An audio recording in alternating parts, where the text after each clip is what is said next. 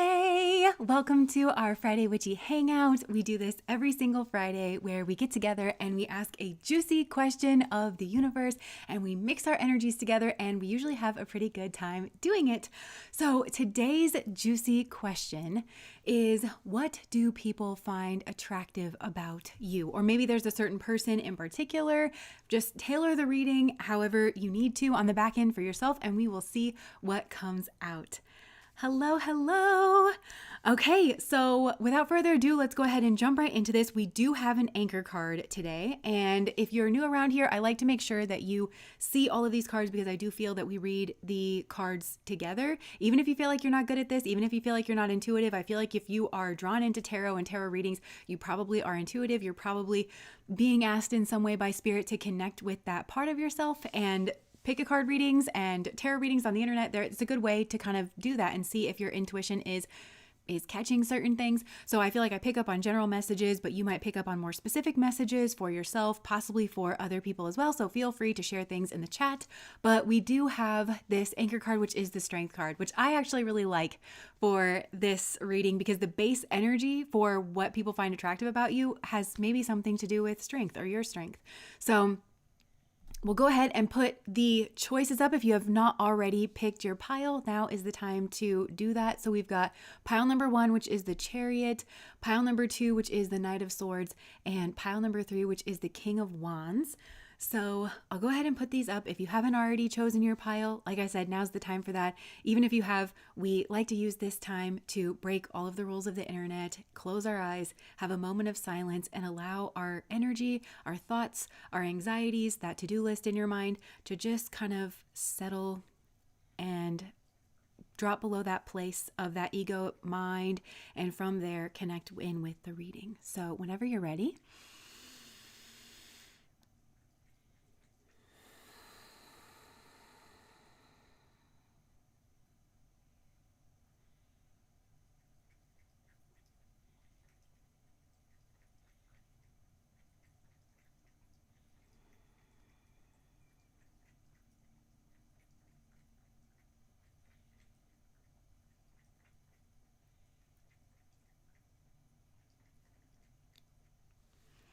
and whenever you're ready, you can open your eyes and be drawn into whatever pile or multiple piles. And sorry if you could hear my cat drinking water. That wasn't me doing anything weird. That was him. He was like really, really thirsty in that moment.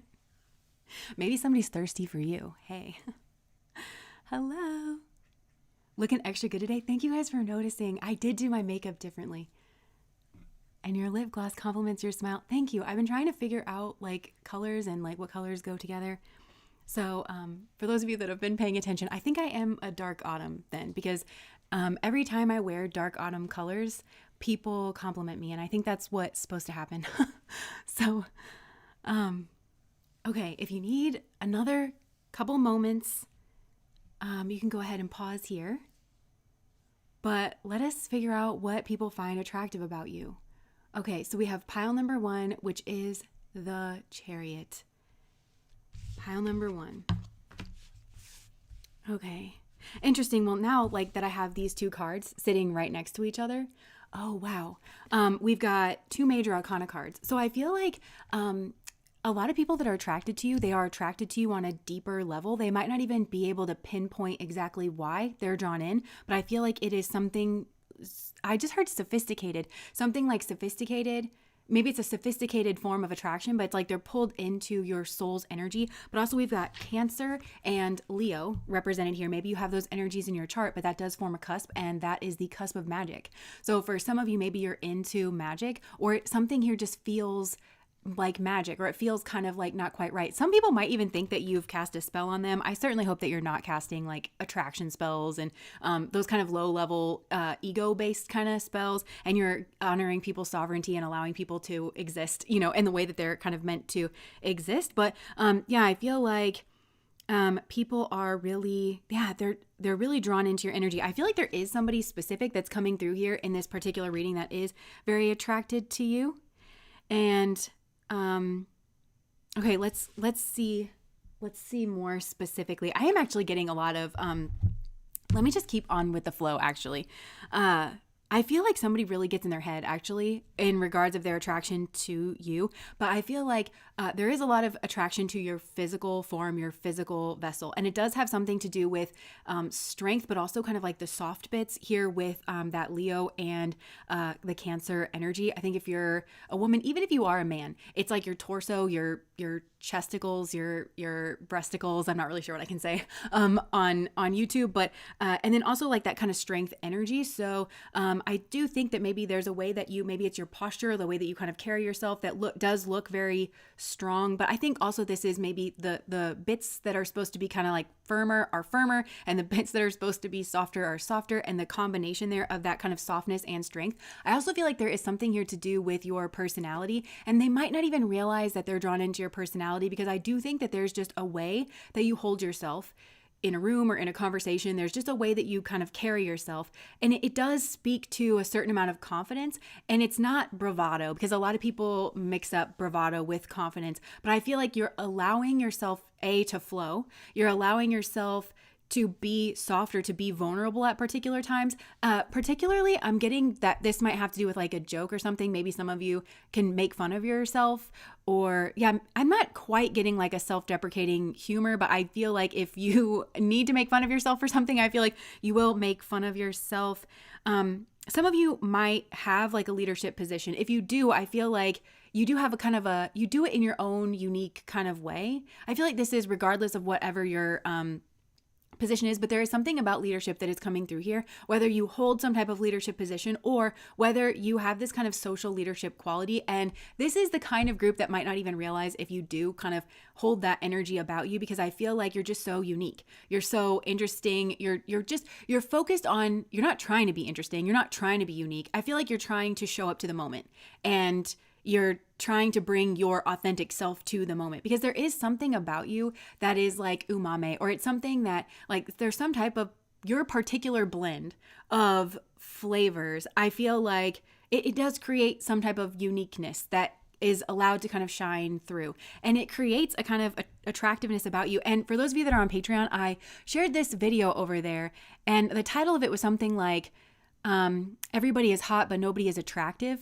And there were a couple, the reason I shared it over there was because it introduced like a couple of concepts, but one was like, if you're hard, you're hard. Like, if you are attracted to something, you kind of don't know how, you don't need to know why you're attracted to it. It doesn't have to be like, a person doesn't have to be what they called like focus group hot or focus group attractive or something like that, where basically it's just you're attractive in the least offensive way to the greatest amount of people. I'm not getting that vibe here from this group, because I feel like there's something about you that is very unique. Like it's not necessarily a strong flavor. It's just a unique flavor, and you're fine with it. You're okay with like being yourself, or like being your own unique blend of traits, whatever that happens to be at any given moment. Because like I said, I feel like this is a group that does flow and that does kind of like transform yourself, but it's not like you're trying to reinvent yourself. I just feel like you're at peace. You're at peace with like the moment. You're at peace with yourself in some type of way.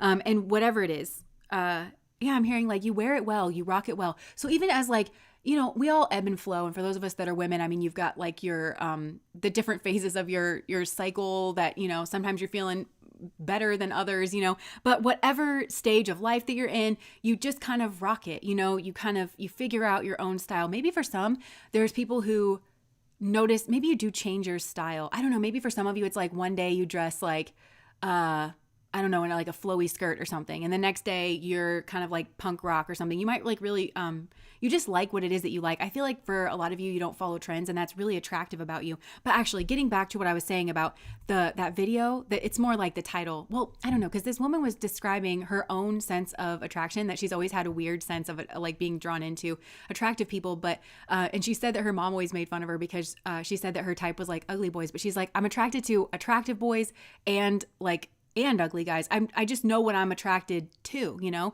and it's not just that. And because she mentioned that she's attracted to Lil Wayne, like really attracted to him, and her mom just could not understand that and was like, well, you probably, it's more than skin deep. And she's like, no, I don't really know anything about Lil Wayne. I am attracted to him physically. And her mom was just like, I can't help you. I don't know.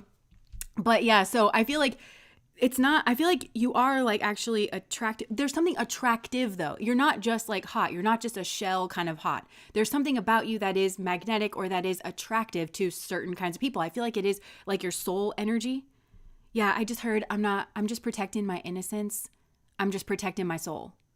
So I feel like if you have to get strong with people, or again, like some of you have some type of leadership position, or you are not afraid to take the reins. This is a group that is not afraid to take the reins and put some shit into motion. And I actually feel like that's really attractive to you, or about you, is that you're not afraid to put some shit into motion. But I feel like if you have to do that, you're protecting innocence, like in yourself or maybe in others. Like you stand up for, like you'll be like, well, they don't really know what you're talking about. This person is like chronically offline, so they don't actually know all the lingo. And when they tell you that they don't know like the whatever, you know what I'm saying? Like I feel like you might stand up for people just in that way. But at the same time, you're also soft. I'm actually, like I said, I do feel there's a person in particular that's kind of coming through, and they kind of like that they have to swish your energy around in their mouth a little bit.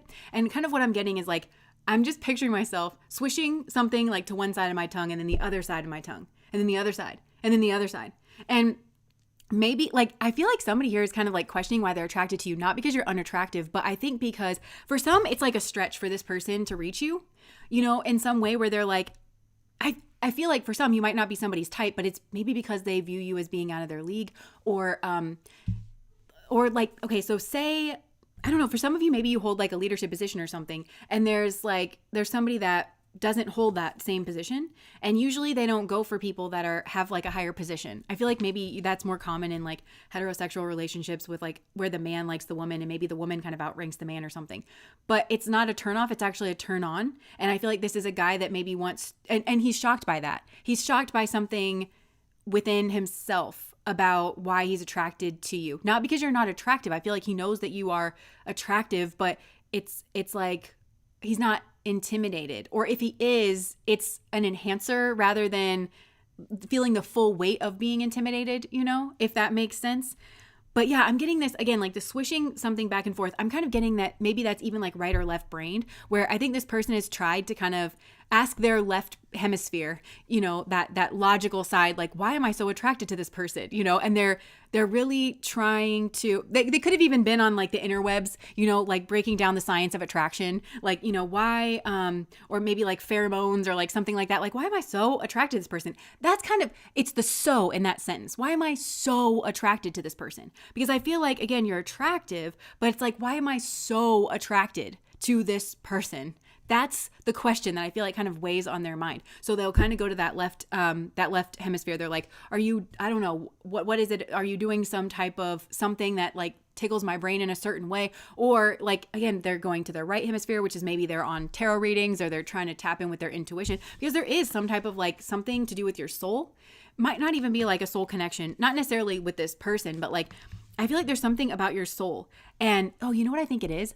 Your soul's kind of supercharged. It's turned on and it's turned on. But you've set some kind of sequence of events in motion in regards of your own soul. And it does kind of like attract people in. And they don't necessarily know why. It creates a kind of gravity to your energy. Because I feel like it's maybe good for other souls to, like, we all want to move forward. We all want to have that kind of like momentum. And I just feel like maybe it's just attractive. I feel like it's just like kind of an attractive sort of energy. But I also feel like there's something here about being like proper, but also, or like regal, but then also plain. So I feel like maybe whoever is attracted to you, maybe they see you kind of like proper. I don't know if they've seen you at like a function or a place where you have to put your napkin in your lap and dab the corners of your mouth and kiss people on the cheek or something. Or, and they've also seen you like in your sweats, watching a movie, like, boo, you whore, like throwing popcorn at the TV screen or something like that. Like you have these two kind of sides, and that two, the opposition within you, that's a magnet, right? Like it kind of like creates this sort of magnetism. And so this person is attracted to like both sides to you. And I feel like you would know what that means, that you have some type of like, yeah, both sides. But I also feel like there's somebody in particular here and they're really attracted to you because I feel like, again, it kind of calls them up and they like it. There's actually they like it. They like the stretch. They like the challenge. But it's not like they like a challenge as like they're trying to just like get you or something. Like they like to exert themselves. Somebody here, I think they've learned something about themselves, which is they like somebody that they actually have to exert themselves to go after. So they feel like they need to rise up in their energy. And actually somebody here is really not afraid of a challenge. That might actually be surprising somebody here, because I feel like they are seeing some type of like mirrored energy when it comes to you. And I'm also noticing here, because she's got the white like slip dress looking thing on, and then there's also that like lamb. And this person here has the 2 horses, which I always think like that represents like their conscious side and their shadow side. And all of this is kind of lining up here where I feel like you are like illuminating something here, and this person's shadow, actually I've never, okay. Well, for a second, the dark horse here looked to me almost like it was like kind of like pulled back a little bit. So it could be that this person was like afraid of you in some type of way. And maybe they misunderstood that, or they misconstrued that in some type, because you're not like invoking fear. You're just strong. I feel like for some of you, you are just, maybe you're like a hot-blooded woman or a hot-blooded man, or you're just strong. And I feel like that can be kind of intimidating, but it's not a turnoff. And I think that's something here where people or a person, they're like, it's because it's so you, it's so real, it's so in the moment. I think this person, if they really like delved in, they would find themselves agreeing with you. Like, but again, maybe they would say, well, everybody in this room agrees with you, but nobody wants to say it out loud, because it would take a sack to say it out loud. It would take courage. It would take strength, and possibly even vulnerability to say it out loud. And nobody wants to penny up. Nobody wants to pony up. Nobody wants to like pay the bill of actually like kind of putting that and being the face, or being the energy that's like gonna like put that into the middle of the group meeting, or say that thing in the middle of like call that person out, like that one person out, but like you will do it. And so I think part of this person kind of wants to raise their soul up to be like yours, and or like other people that are around, because they, I think, find themselves agreeing with you a lot, but they're not thinking about it on those terms, because I do think for a lot of you, this person is like trying to look at your, I just heard Facebook, like they might be looking at your social media, but I feel like they're trying to look at your physicalness, and they know that you're attractive there, but there's something else. I just heard that je ne sais quoi. There's something else, because this person's been attracted to people before, or people have been attracted to people before. And for some, maybe you're not somebody's type, but they still find themselves really attracted to you. But it's because you're turned on. You're turned all the way up. Now you're all the way on. I was all the way out. Now I'm all the way gone. And also for some of you, maybe you have, maybe you stood up. For some of you, I feel like somebody people could start liking you when you tell them no, or when you stand up for yourself, and you're like, I'm all the way gone, and you kind of like move away, and you show your independence, but it's not even like, I'm not even getting that you make somebody eat their lunch or anything like that. You're not shoving anything down anybody's throat. You're just firm, and you know who you are. It's just such a cohesion in your energy. And I feel like it's maybe rare or unique, and at least in the way that you do it. And, people are like, whoa, like, and then if you know how some people say that you really only truly know somebody during a breakup. And I'm not necessarily getting that you're breaking up with people, but I do feel like you have rejected people. I feel like in a very noble way. You've got Leo energy here, and it's looking healthy, and it's looking strong. It's like in a healthy, noble kind of way. This doesn't meet my standards kind of a thing. But this isn't like, the pink pill or the manosphere, like you don't meet my standard. It's not like that. This is like, I have a certain amount of respect for myself. I have a certain amount of self-worth, and anybody who's going to be near and around me, let alone like my partner, is going to share in that self-worth. They're going to have their own self-worth. So it's not a thing that's going to need to be explained to them. If I find myself having to explain the basics of self-worth, and, then I just don't think we have enough in common, kind of a thing. So you're really self-assured. You're really confident. Also, I mean, this person's really there's definitely a particular person here, that wants to come towards you. Let me just put that to the side. So there's definitely somebody here, but people are really attracted to your body, okay? Because I feel like, again, maybe it's a unique blend of opposites. And again, maybe you would know what that is. Maybe, I don't know what that is actually, but I feel like you probably would. A unique blend of opposites. Maybe you're mixed race, or maybe, you are strong, but then you're also soft, or you are tall, but also short. I don't know how you'd be tall, but also short. Tasha, thank you so much for the super chat. Just here for the nuggets and to say thank you per the Yush. Thank you. Yeah. So I feel like there's some type of blend of opposites, even in like your physical appearance, or maybe you blend two cultures in your appearance. And you might not even think about that so consciously. And neither would they maybe, but they like your blend of traits or something. They really, really like your hair. And for some, I feel like there's a couple of different ways that they've seen your hair, either the cut and the color or something more like permanent, or there's like different ways that you've styled your hair. Like maybe one is casual, you just have your hair up in a bun or something. And then the other time when you're at, where you have to like bow to people at events or something, you have your hair done up like a certain way. Yeah. So I feel like they feel like you're effortlessly chic or you're effortlessly cool or something like that. You're the kind of person, I don't know, where it's like, oh, your hair just like naturally falls into place. Maybe it does or maybe it doesn't, but this person's just like, everything is just always so on point. But it's just because they really, really like you, or people just in general. So what else do they like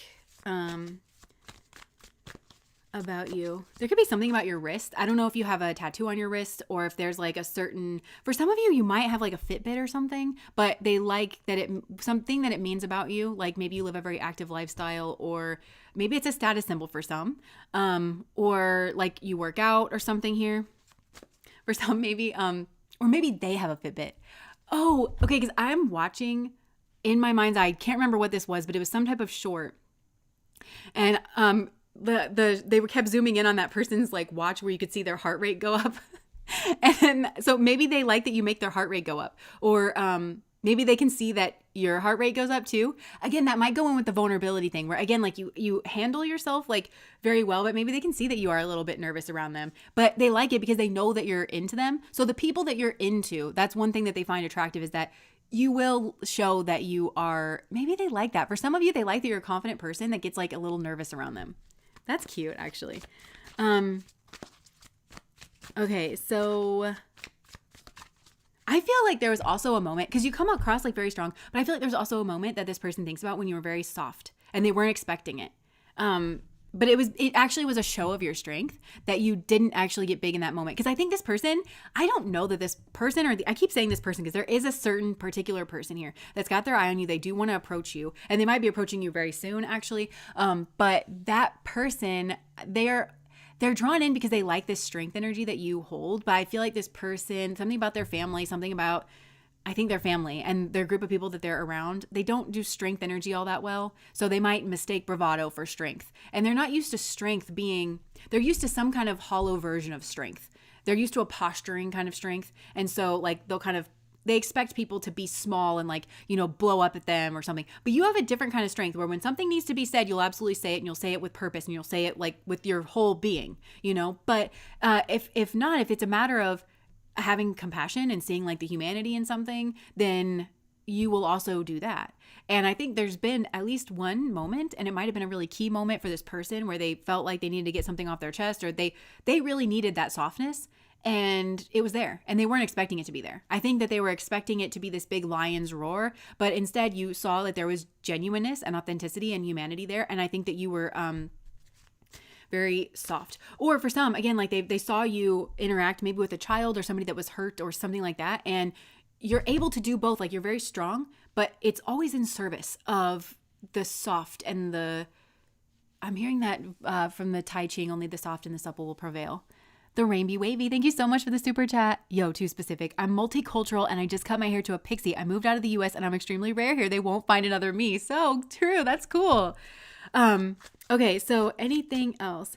Okay, yeah, also I'm getting like there's something here in the eyes, and like each of these eyes are different. So maybe it is that you've done your eye makeup a different way, much like myself today. But also, there's something, and I can't remember which one it is, but it's like the right or the left eye. Somebody will know in the comments maybe. But one is like your personality and the other is your soul or something like that. Like I think it's like the left. I can't remember. But they like both. They like both. In some kind of way. Okay, so for some, there's a reference to this person maybe not doing as well as you financially. There's a particular person that's like coming through here. I'm kind of getting like an Aladdin vibe, like riff raff street rat. I don't buy that. Because this person, yeah, if only they look closer. But I feel like they want to like progress. They want to be seen in a certain way. And they're drawn in because you might actually have a very similar story to this person, but they don't quite realize it. But you represent an answer, you represent a key of like how to be taken seriously. This person I kind of think doesn't know how to be taken seriously, but they're kind of like drawn into you. And I think you have a similar story, at least in past lives. But you know, you have an answer that this person likes, but there's also a reference to some kind of motorized vehicle. So it could be a car. For some, I wonder if they like live in a trailer or like they travel around in like an Airstream or something, or they have like a motorcycle or something, but there's some type of motorized vehicle that this person is like really associated with or very attached to or something here like that. Okay, so what do people find attractive about you?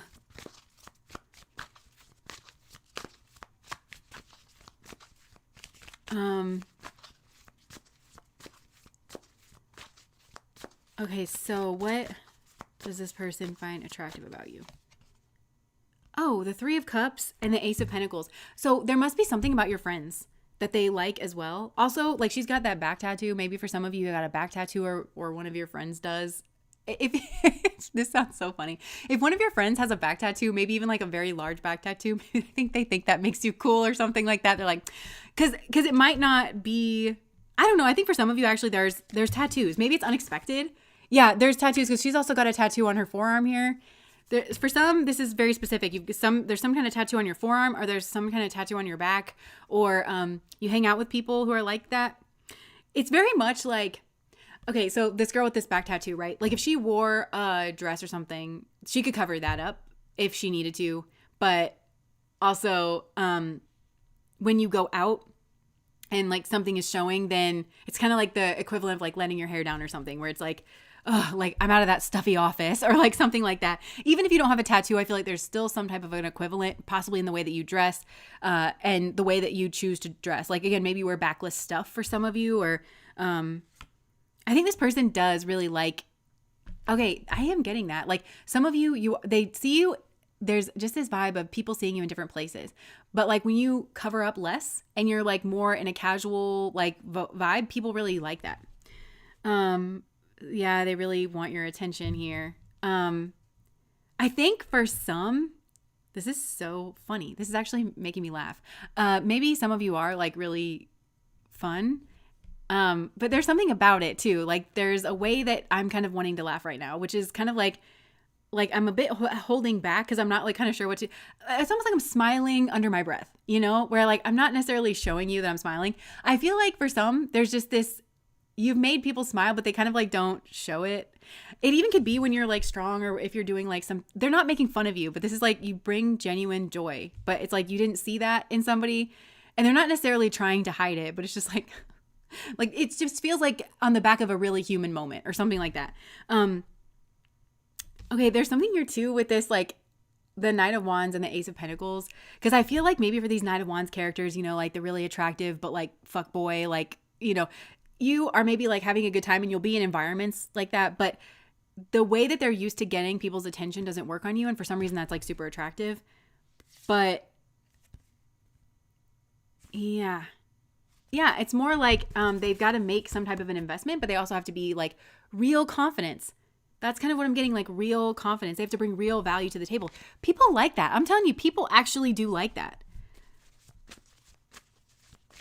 Okay, anything else that they find attractive about you? This is just an attractive bunch, like truly attractive. I feel like you are attractive, but like I was saying, that title of that video really got me. Like, why is everybody hot but nobody is attractive? There's a difference, and you're not simply hot. Maybe for some, this is kind of making me smile because maybe at first they just thought that you were like really hot, like it was just a shell kind of a thing. But you're attractive. Like you're actually attractive, and I feel like it tickles people.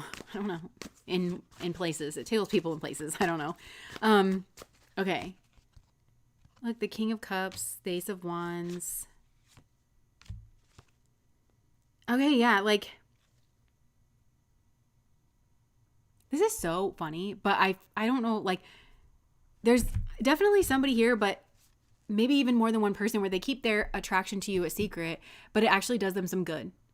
They fantasize about you, and they fantasize about coming towards you and the kind of person that they would need to be. And it actually helps them level up, but level up on a spiritual level, not necessarily in the material world, because they view you as being like very successful or high value in yourself or very confident. And I think, yeah, they learn things. Like, I feel like there's certain people that like learn things in order to even prepare to ask you out or something like that. Before they send you a message or something, it's like they kind of look in, there's something that they want to do on the back end before they kind of move towards you. But they're better off, even if you were to reject this person or these people, they're better off like in their life. I feel like you have an uplifting effect.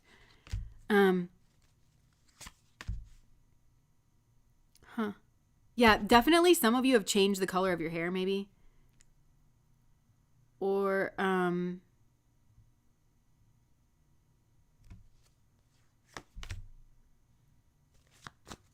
there is somebody here that feels like they, not that they slept on you, but that they were kind of in their head, kind of fantasizing about you, fantasizing about coming towards you, marinating in like, you know, that, and that they lost you, that you kind of like moved away, and that their guides were kind of trying to get their attention to send a message or something before you were like blocked off. And because you were actually leveling up too, and I feel like you have actually blossomed into some type of Empress energy. Yeah, for some of you, I feel like you left, not necessarily this person, although you know your particular situation, but you left like a particular area where you used to see this person and hang out, maybe in a social sense. And they were wanting some type of like new beginning, and they were imagining you like being impressed with some kind of big change that they had made. And then I feel like they kind of took too long. That's what I'm getting. I feel like there's confirmation there. And that they never really got to say the truth, and then it all kind of came crashing down. So this is a person who now wants to tell you the truth about some type of ending or something here. Oh, I'm okay now. I didn't even realize it, but this is the same deck that we're using for the actual cards, and I almost like scooped this Chariot right up. So yeah, is there anything else? They like that you can be alone, but that also like you handle yourself well in a social situation. So I don't know what that means. Like if you are actually introverted, but you still do okay in a social setting, or if you're a true ambivert, or maybe if you are a social person, but you like to spend time alone. I get the sense of this person watching you whenever they're alone. And so I don't know if that means that they're watching you, like they're on the internet, like kind of just looking at your social media, but they always have kind of like a smile on their face whenever they're looking at you.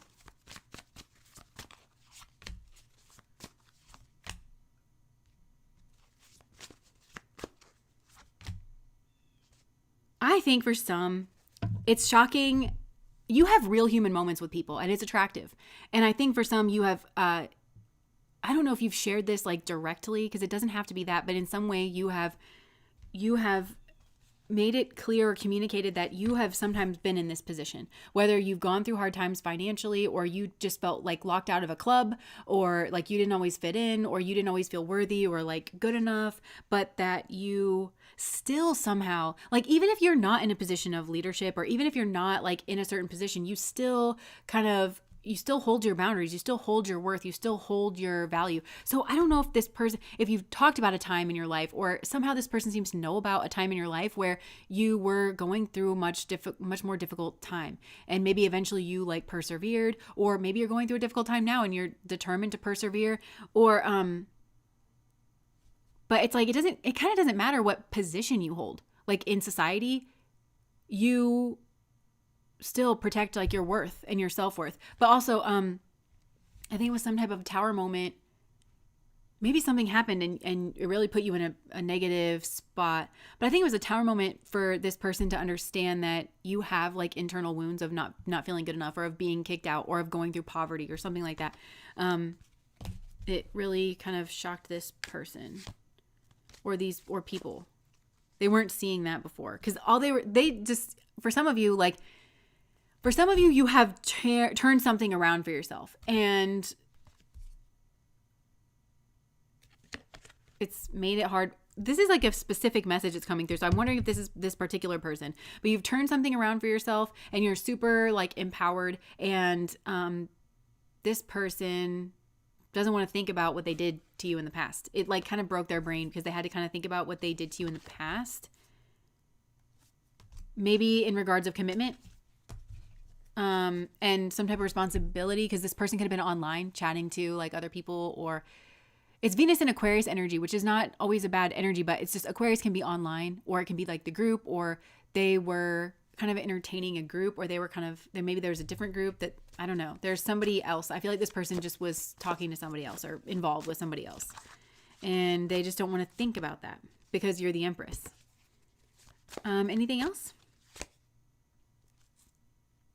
For some, like this person has seen you around kids, or like they know that you like kids, or maybe some of you are like, you have kind of a big, like there's a, not childish, but like a childlike nature in a positive way. Or like you're a mentor. Some of you volunteer, you like mentor, maybe have kids of your own, or there's some way that you give back is what I'm getting.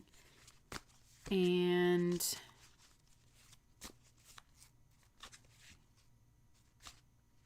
yeah. For some of you too, even like when you are heartbroken and when you go through something like really karmic, you think to give back to other people.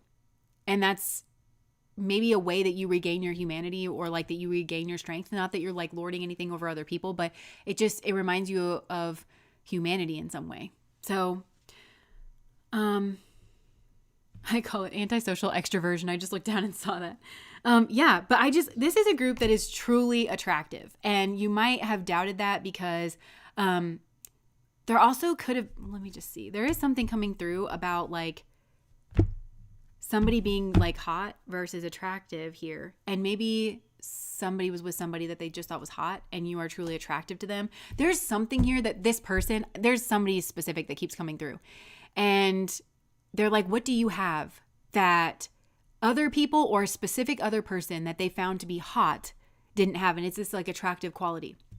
And it's some type of soul thing. And I think it's a Leo energy, where Leo is not afraid to be itself.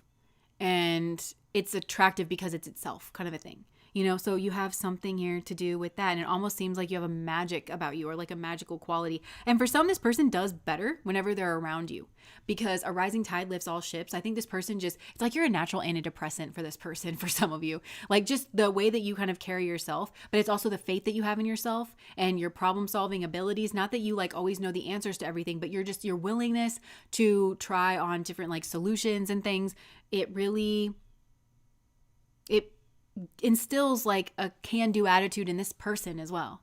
And they're also attracted to the way that you make them feel about themselves, that they can move forward, that they can turn their frown upside down, that they can do it or something, you know. And I don't know if you go around giving people pep talks. I kind of highly doubt it, but I think it's just more like the way that you carry yourself. And I think that somehow, some way, this person must have heard something about your past or something, because there's a juxtaposition here of like, wait a second, you were in this position, but now you're in this position. Or, you know, it's like came from the gutter looking like my mother. There's Lil Wayne again. So for some, maybe you're Lil Wayne. And for others, you know, I don't know what that means for you. Okay, so that's what I have for you guys, pile number 1. Working on life goes biz, actually some career focused, and romance is on the back burner for now. Yeah. Okay, so yeah. All right. Well, this was lovely. And if you ever doubt your attractiveness, because I feel like this is a group that maybe compares themselves to some type of like Instagram perfection that you're supposed to be or something, just know like you have this kind of attraction quality to you, and it makes you stand out, and it does make you like different in some way. It makes you pop, your uniqueness. And I've heard a couple of like video essay deep dives where a lot of people are saying that they think that the trends and stuff are actually going to reverse, where just having unique features or having something unique about you is going to be the new vogue, because all of the algorithms and things were pushing certain features forward and everything. So everything has kind of started to look very similar. And so even just like having something different about you is going to be the new thing. Not that I think that you should craft your life around, you know, trying to fit in or like, you know, trying to be acceptable. I actually think that that's very harmful, but I'm just saying like, I feel like you got it going on. I'm just saying it because I can pick up that for some, if you ever start feeling bad about yourself, it's because you compare yourself to this kind of thing that you feel like you're supposed to be, and then you rank yourself maybe according to that. I don't feel like it happens all the time with this group though, because I think there's a genuine kind of confidence. But if you ever do kind of feel bad about yourself, or, you know, then I feel like maybe it's feeling compared to a kind of standard that you don't really even necessarily agree with. And I just want to remind you of that. So, okay. All right. Gonna go ahead and put the pile selection back up here. If you're just joining us, you have joined us at an excellent time. We just finished pile number 1, who was sexy AF, and now we are moving into pile number 2. If that is your pile, then welcome. You've timed this absolutely perfectly. I'm gonna have a little drink.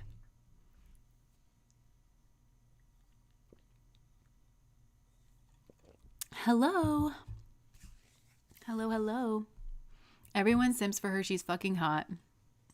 So maybe, okay, that's what I was getting. Maybe for some of you, you're dealing with a person who is like really hot. Yeah.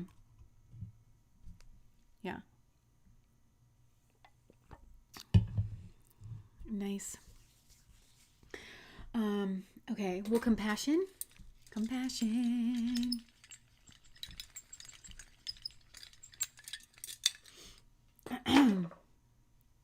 Oh, here it is.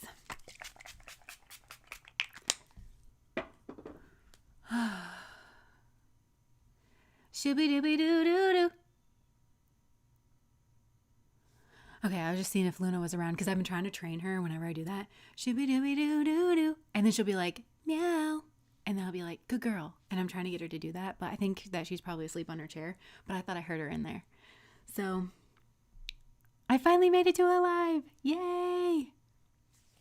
I chose pile number 2. All right, I'm just taking a little break here. Let me get a little gloss on. My lip gloss be popping.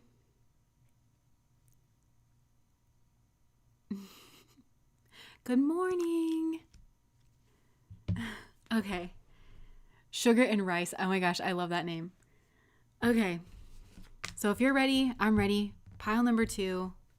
Actually. Okay. Pile number 2. Okay. Pile number 2. What do they find attractive about you? Or, okay, I said, what do they? I feel maybe for some of you, you are asking about a particular person, but I feel like there might be shame here because maybe you ran away from this connection. Like something here was like actually really spicy. Maybe you ran away. Because there's something about them seeing you run away here. There's something about your butt. Sorry. Okay. There's also like confusion. Okay. So I feel like there's something here, like there's confusion about like you walking away. Or maybe, how could this be flipped? Or maybe somebody walked away from you and you're wondering. I feel like there might be somebody specific on your mind here for this group that you're wondering what they find attractive. But let's just see what's attractive about you. Oh my gosh. Okay. Okay, I'm hearing another Nicki Minaj lyric here. I'm not sure how this comes through. Like if this is you or if this is your person. I kind of feel like I should be trying to flip this in my mind a little bit. So bear with me. But I'm hearing that Nicki Minaj lyric that says, if you had a heart, I was hoping that you would show it some. And I feel like that's what this person's kind of like confused about, because I feel like whoever you're asking about, because I do kind of get the sense that this is a group that's asking about somebody in particular. This person has a touch of the demisexual, a touch of, I need to know what your heart is in order to be attracted to you. And then all of your features and stuff, or the way that you carry yourself, or like the little things that I know about you can kind of like funnel in around that. And, getting that, like, because notice this guy is like running away here. So we can't see like his defining features, which would be on his front, right? Like you would see his face, or, I don't know, you'd see what kind of shirt he has on, or like, but you can't really see that. And he's covered up with this like hoodie, which of course covers like the torso, it covers like the heart here. And there's confusion about that because of you like kind of running away or something here. So I feel like this person, what are they attracted to? Look, and then we got the King of Swords at the bottom of the deck. I feel like this person kind of was, I do think that maybe they were thinking that you were with somebody else, or they were thinking that, or maybe you were thinking that they were with somebody else. And that's why you ran away. This is confusing. This is a confusing, and I'm actually getting, so you guys know that I like Jane Austen, okay? But at the end of Emma, I was just saying the other day, because I listen to Emma and Pride and Prejudice whenever I go to sleep every single night. One of those two. So I'm kind of familiar with those stories. But I was like, I didn't really realize like towards the end of Emma how confusing everything gets in that story. Like there's a bunch of kind of subtle misunderstandings that are coming forward. And I feel like there's some misunderstandings here. Even like, are we talking about this person, or are we talking about you? Like, but I feel like somebody here was kind of protecting themselves. But let's see. maybe even your body, maybe because maybe you felt insecure about your body here. But okay, so what does this person, I kind of want to ask, what is this person? I know that's not the question that we're asking. It's like, what do people find attractive? I don't know, Spirit, guide us through this. What do people find attractive about pile number 2? Or what is the person they're asking about find attractive about them? Please give them the answer that they need here. Okay, so for pile number 2, are you scared? I feel like we're kind of nervous. Okay.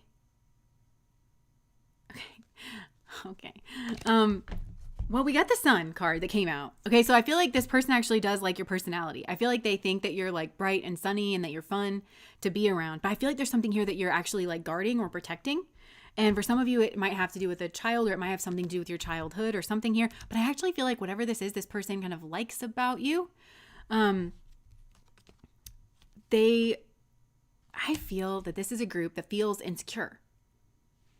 Really insecure, and like kind of, and you kind of maybe put somebody up on a pedestal here, and you're like, well, what do they like about me? If for some of you, the energies here are flipped. This is a hard pile to kind of sort through for me. Sorry. Or the energies might be flipped. So if that's the case, this person walked away because they were really attracted to you, not for any other reason. They got spooked. They got scared because they felt insecure. And there could have been some type of argument, and this person ran away from it because they felt that they were going to lose in an argument. That's something, I'm sorry, I can't control what comes through. If there's people here that are sorting through all of the pile, all the hay to try to find that needle in the haystack. That's kind of what I am getting here. So somebody here was like, they didn't feel that they could win some type of argument because I feel like they didn't have like some type of moral high ground here. I also feel like somebody here was like surprised that you kind of bossed up and that you held your ground, or that you were holding yourself in such a confident way, and it melted them in some way, like jelly legs is kind of what I'm getting. And then they went away. But there's something here that they're kind of trying to hide or protect, and it's the 4 of Pentacles. So they don't want you to see their heart. They don't want you to see what they're thinking. They wish that they could have more control over the situation. This is a person who felt like they lost control. So, okay, in order to figure out if you're the person that walked away, because some of you are, and you're wanting to know, like, what does this person find attractive about you? I feel like we have to go back before that time period, but back before this argument, or before you walked away, to find out what this person finds attractive about you, because this moment threw everything into doubt for them, and they're kind of weighing back and forth, like the angel and the devil. They're kind of like, what is going on here? I thought, because I think they thought things were going well. They thought that there was like a brightness and a kind of innocence. This isn't a watery innocence of like, you know, I want to protect you and shield you from the world or something like that. This is like, there's an innocence. There's like 2 kids playing in the same, I'm literally seeing the cutest, funniest shit in my head. I'm literally seeing 2 babies like in a sandbox, and I'm seeing this person, like you guys are both, or maybe you're building like a mud puddle or something, because I'm seeing like this person just like splashing around in the mud and like stamping their handprint on you, and then like giggling, and then like you doing it back to them and then giggling. And it's just like, it's nonsensical to everybody else, but it's just like funny. Like this is just like, it's cute. It's really, really cute. But there's like an innocence, there's a brightness, there's like a personality, there's personality stuff. And there's like a kind of confidence here. So something happened here. Something did happen here. Where it feels like something was really bright. There was a lot of attraction here. And then all of a sudden something happened. Somebody felt, that they didn't have a moral high ground. They were going to lose. They felt that they were going to lose in an argument. And also like the person that they were liking, and I think this is you, for a lot of you, has a soft side, but also has a strong side. And maybe they didn't know that. And somebody here, they didn't know what confidence actually looks like. Where, okay, actually, this is a person who could tell me to fuck off, but they would say it like, no, I just don't think this is working out for me. It would be very matter of fact. It would hold a kind of gravity in the situation. It wouldn't be rude. It wouldn't be cruel. And in a way that's harder for this person, because I think this person can get a little bitchy. I think this is a man. Okay. Like, but I feel like he can get a little sharp with his words, but not, what I mean is in a way that would degenerate an argument, you know, like, well, fine. Like your hair looks stupid today anyways, you know, like saying something like that. And you're like, what? Like he would just kind of like, in order to deflect, and because he would feel that he'd been rejected. I feel like somebody here like was afraid of like some type of like rejection or something. And I don't think that was where this was going, because I feel like there was like mutual attraction here. So so before anything happened, What was the attraction? Before anything happened here, what was the attraction? King of Cups. Are you a joke right now? Oh my gosh. Are you a joke right now? There's definitely a shared sense of humor here. Whatever your sense of humor is. All of these major arcana cards and the King of Cups in the middle. So, look, the Ace of Pentacles. I feel like this person and you both felt like things were really nice. That you had a nice balance between the two of you. That there's like, okay, I'm seeing this like bright smile. I'm seeing this person see you with like this bright smile, interacting with people, like looking people in the eyes, maybe using your hands, being really maybe with it, very like sharp. This person likes that. There's like a mental, what is it? Like something that I don't have right now. Not a mental gymnast, but flexibility or something here. This person, there's definitely a socialness. There's a feeling of really seeing the person that you're communicating with, not necessarily them. Because I get the sense of this person seeing you in an environment, interacting socially with other people. And this person, I just heard they really care, or they're really tapped in, or they really notice things about people. So this is somebody who I think actually highly prizes and prioritizes social and emotional intelligence and social emotional well-being, and somebody who is tapped into whether or not they're hurting somebody's feelings, or they notice or remember little things about people. And they felt like you really, really have that.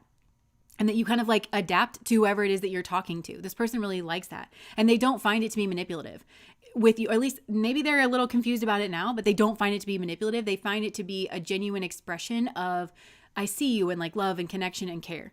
Also with the King of Cups. So there might be a masculine here.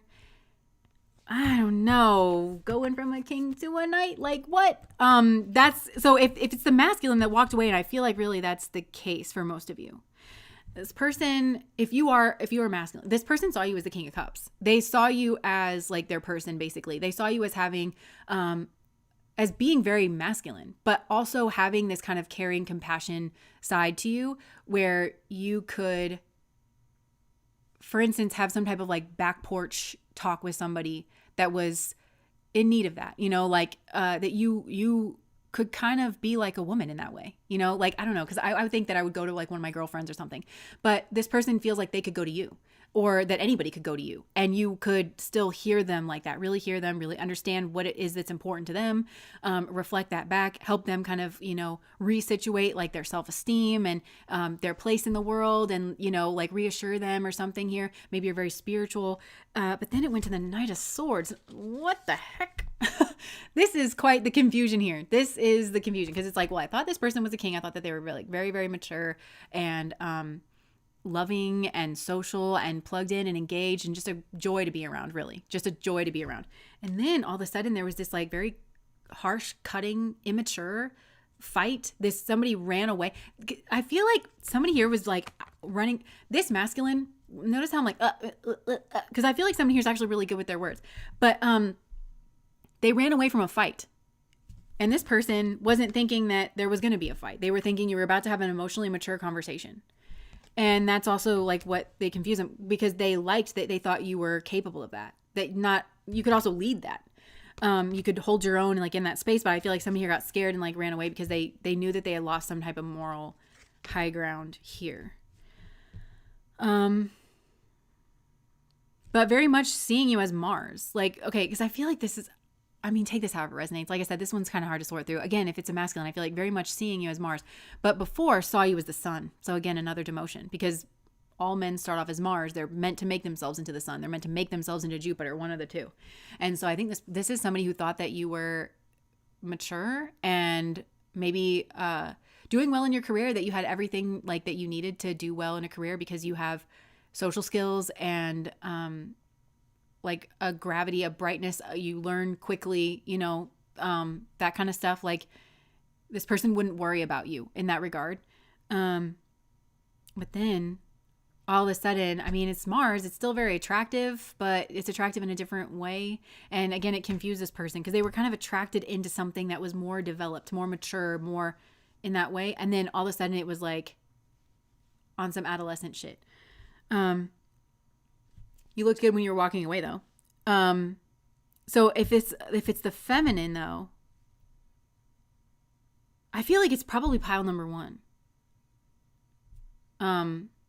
Because if it's the person that was like walked away from, again, I think this person was like intimidated.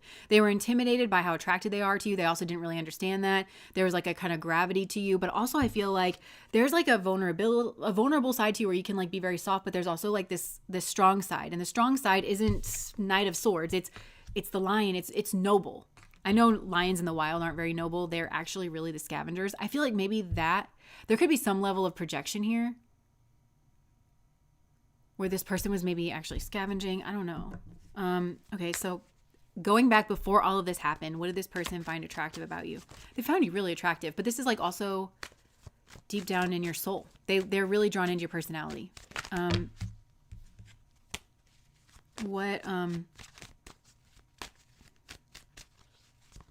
So what did this person find attractive? There's a protective quality here that I feel that I'm talking about a masculine in this pile, but again, like adapt this to whatever your situation is. But I'm kind of getting like this crow energy up here. Crows are really, really smart. Like in some places you can't have crows as pets because you can train them to like mess with people. Like I think you can train them to like go take things, you know, that you want them to take. Like I don't know if they could get a wallet out of somebody, but you know, like if you see something in the flatbed of a truck or something, like, I don't know. So I feel like there's something here where they saw you as having that crow kind of, but again, crows are very social and they alert the group. So I think that this is somebody who thinks that you've had encounters like it kind of feels like where you're from or where you're around, you've had encounters with unsavory kinds of situations, scary situations, where you've had to kind of, there's a street smarts kind of a thing, but it hasn't corrupted you. And you are still pro-social. You're still for the group. So on the one hand, you have this really, really big energy about you. I think there is that, like, it's personality, you know, but it's also comforting energy. It's a compassionate energy. Very approachable. This is a very approachable kind of energy, but also strong and confident and attractive at the same time. But there's this crow energy where it's this kind of, it almost feels like kind of tucked under your wing a little bit, where it's like, I don't know if you had like some type of, maybe you protected this person from somebody, but it would be with your mind. It would be with like, hey, or it's something about that eagle eye kind of eyesight. It's something like, hey, you don't want to go over there because see those people and how they're saying that thing and how they're positioned eastward instead of southward. I don't know what this would have been, but you know, like you don't want to go over there. And it's very protective of the group. So it's like, oh, this is somebody who either came from, who maybe does have a past, but this person wouldn't, what more could you ask for a person? It's actually more impressive for somebody to have a past and overcome it and become, are you joking right now? Are you a joke right now? That's kind of like, again, like maybe there's some type of shared humor or something, but to actually overcome that, this person's like, if you're worried that this person's like worried about your past, this person's like, I think it's actually more impressive for you to have been in certain situations, for you to have like navigated that successfully and you were able to survive with your beautiful heart intact. That's more masculine, that's more strong. And so I feel like there must have been something here where you protected this person or they saw you protect somebody else. This person is attracted to people who don't just, this isn't somebody that wants you to be obsessed with them and only do nice things for them. This is somebody who is very plugged in to you taking care of the group. And that's something that is expected. I just heard that's something that is expected. It's something that like, this person's not like jealous. It seems like they think you have your boundaries in place. They also, again, the King of Cups here, the Sun, the Justice card. This is somebody who would understand social dynamics and they would understand what being a fox in the henhouse means and isn't going to choose that. Isn't going to choose that kind of vile behavior, that kind of violence. So this is somebody who trusts you to have your boundaries because they think that you are in alignment with their, for some of you, this might want to make you cry a little bit because I think something went wrong here. And there's some type of like, you know, expression that wants to happen. But yeah, so they very much trust you.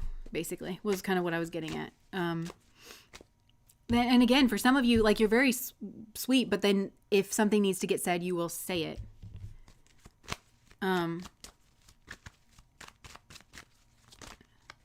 What does this person find attractive about you?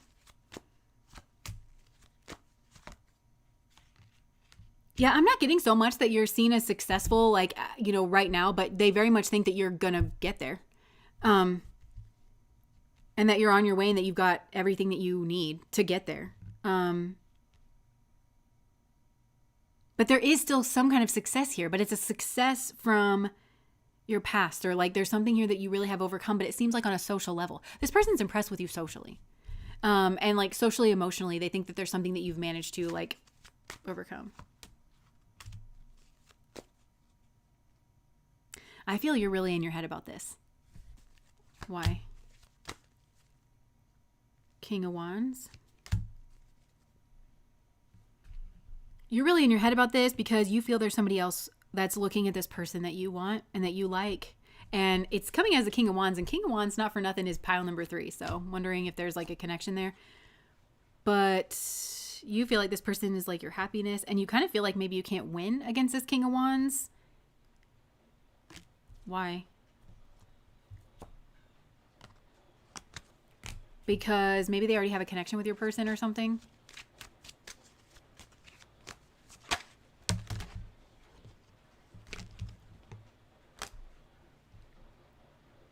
For some of you, it's like you...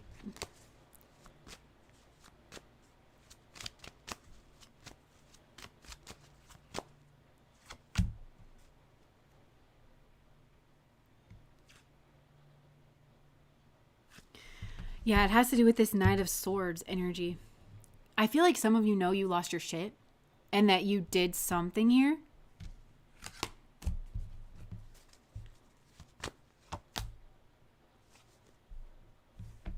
Yeah. And you did something that was really like lacking. For some of you, it could have like made you lose your job, or you were building towards something and it made you lose that. Whether you were building towards like a connection with this person or like making some type of change. And I feel like there's this hopeless energy where you just want to kind of give up here. Okay, I want to get back to the reading though. What does this person find attractive about you? There's a lot of mind energy, okay? And hold on. You're really in your head. You're really in your head. It's got a sabotaging quality to it. Because I'm not sure that this King of Wands is as big of a threat as you think. And I think you're blowing it up in your mind. Because I can feel you wanting to like pull this conversation towards, well, what about the King of Wands? What do they find attractive about that King of Wands? So I feel like maybe there's this kind of competition. You feel like maybe you can't win in that competition. So you left?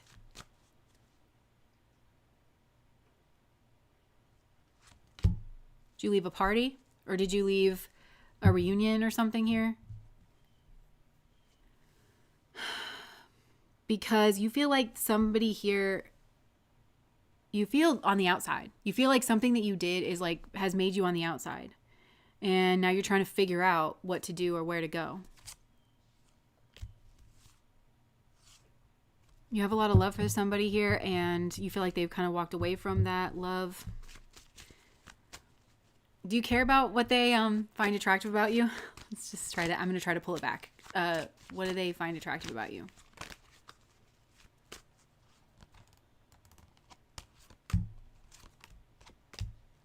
You're trying to get this person back. That's like, you're determined. Like you are trying to figure out some type of way, some type of plan here to get this person back. I feel like it's a secret, and I feel like you're manifesting, and I feel like, but you want to know like the pitfall here, because you feel like this person has something built with somebody else, or something they've got. It's the Two of Pentacles. They've got some kind of other option that you feel like is maybe just as substantial as you are.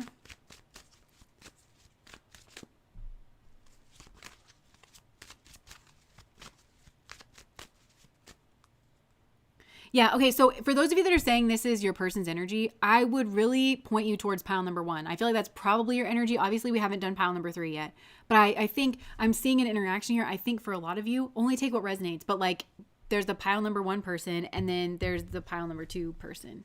And if you were drawn in here to pile number 2 first, probably there's relevant messages here maybe because I think your person's reaching out to you, like even in the ethers, like this is something that weighs on their mind, but you wouldn't think that because this person, the way they walked away, it was really immature and you couldn't really see anything about this person. Again, like the hoodie kind of situation, like it's the hood's even pulled up on this hoodie, like in the back, you can't even see like the back of this person's head, you know? So like they kind of like ducked out here and you couldn't see anything about this person. And that was very intentional because this person's really smart and, they didn't want you to see like their emotions and they were just trying to get to like their getaway car.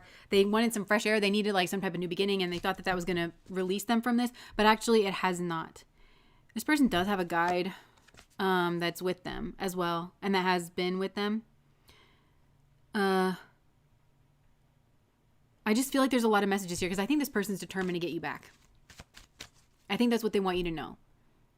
But I think there's something about the way that this person presented. I feel like this person, they fucked it up once. And that's the thing that I don't know that it confused you. I'm going to talk like this is you. Okay. Like it confused you or again, I don't know, take this however it resonates for you. But like if you are this, I think masculine that I'm talking about here, that there's something that you did that really confused this person. It's not that they don't find you attractive anymore. They're very confused. They need you to clarify. They need you to clarify mostly who you are. Are you the King of Cups that I always thought that you were and could be? Or are you this Knight of Swords? It's not that if you're not the Knight of Swords, there's still things that this person finds attractive about that. But they were thinking that your traits that are packed into the Nine of Swords, because again, there's a communicative ability with the Nine of Swords. They were thinking that it was more refined than that. They were thinking that it was more mature than that. And, but I think this person, they're really attracted to, again, like social stuff, like somebody having social emotional intelligence, but they're also attracted to mental stuff like mind and people being able to work themselves like around a problem or a conversation or something. So you still have those traits, but, and this person still finds it to be attractive, but they're just very confused about who you are. And I think you know that. And,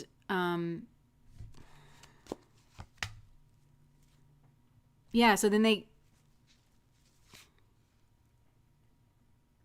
they're kind of wondering if you had another option. They might secretly be at a crossroads, but this confusion kind of, I think they were all the way in and then they kind of got confused. But I think they're also confused that maybe you had another option. And that's what's causing, I think this person will soften if they know that you don't have another option. And that, or that if you were bringing somebody in, and not that it makes it right, but I think this person would be softer if they knew that you were not interested in that other person and that you just did it because you were manipulative. But yeah, like that's what's causing the hard stance here. I feel like we're so derailed from this, but like, okay, I'm just going to ask one more time. What does this person find attractive? I feel like they don't care. Like whoever's the masculine that I think I'm picking up on, they don't care. They want to get back to that place. They feel like you've made a judgment on them and they feel like you've kind of deemed them a problem and moved away and they understand why you've done that. They are really attracted to you. They think that you're like really strong. Again, here's that pile number 1 energy. They're wondering if you've cut things for good. They're also wondering if you're single. They kind of want to say that they're sorry. These are the things that are coming through in the energy. Can I wrap this up? Do you want to know anything else about this person finding you attractive or? This person is so focused on like something has to change here because they want you back. They want things to go back to the way that it was. Again, I kind of feel like tear energy. This person's so sad. And they're angry and they're embarrassed and they kind of feel like less or lacking. And I think they did before, but I think it's kind of brought it to the forefront here. And they kind of feel like they're really scared of you eyeing them like they don't have enough. Like they don't have enough money, that they're not like, and this person isn't happy with where they're at in their life. And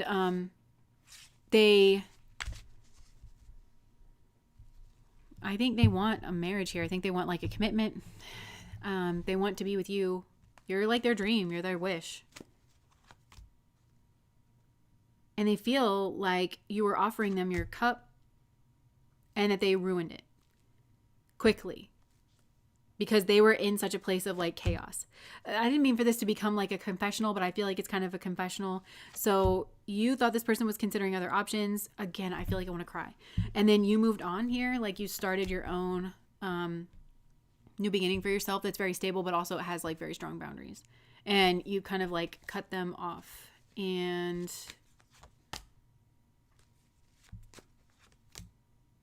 this person was thinking that flushed their ideas of having some type of long-term cycle here with you. Right along with it. Okay, is there anything else that you want to say, I guess? Is there anything else that you want to say?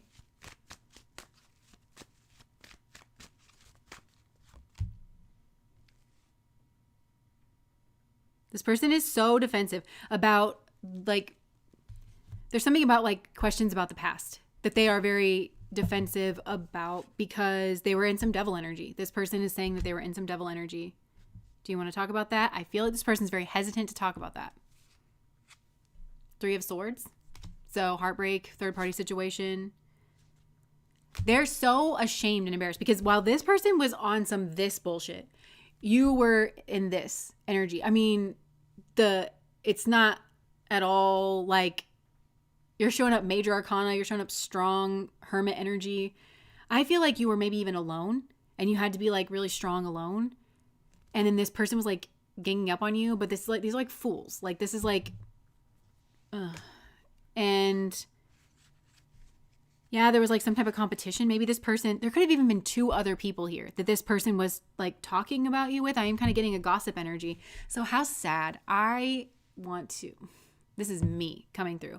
The thing you liked most about this person was their social skills and their communication skills and their mind and their ability to work around a problem. And then the thing that this person hurt you with was their social skills and their communication skills and their like, no. So this person, again, it's giving knight. It's not giving king.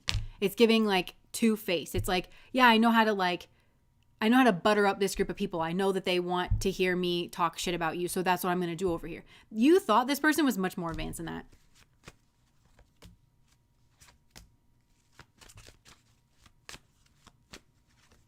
There's also been interference here in this situation. And it looks to be you're the target of it. And it's coming from a mother figure. Could have been magic involved. But I think it's on your side.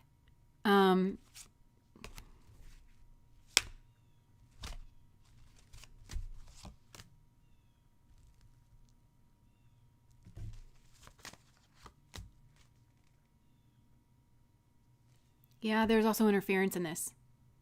I want to say it's energetic or magical interference of somebody that wanted to keep you struggling. I think it's a mother figure. Or maybe it's a boss. It's some type of, it's coming through as the Queen of Swords, but it's looking like this. There's a third party, but they seem kind of like tucked back.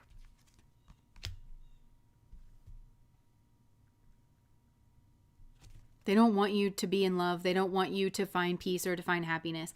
That also puts this masculine on a kind of defense. Yeah, because the point was to make you struggle from this other person.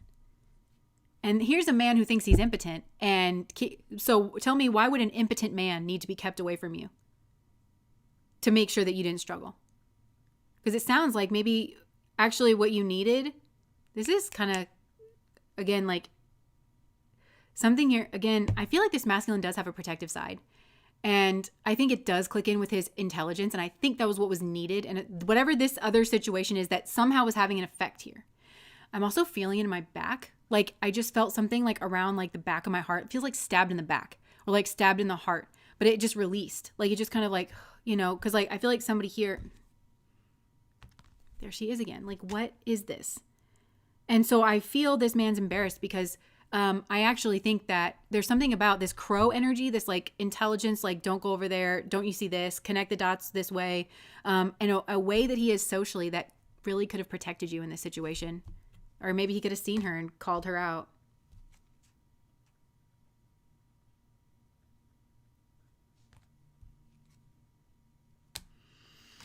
Yeah, I don't know. That seems like, it seems like a side situation here. So there's definitely been interference in this situation. I mean, his traits are his own, but anything else?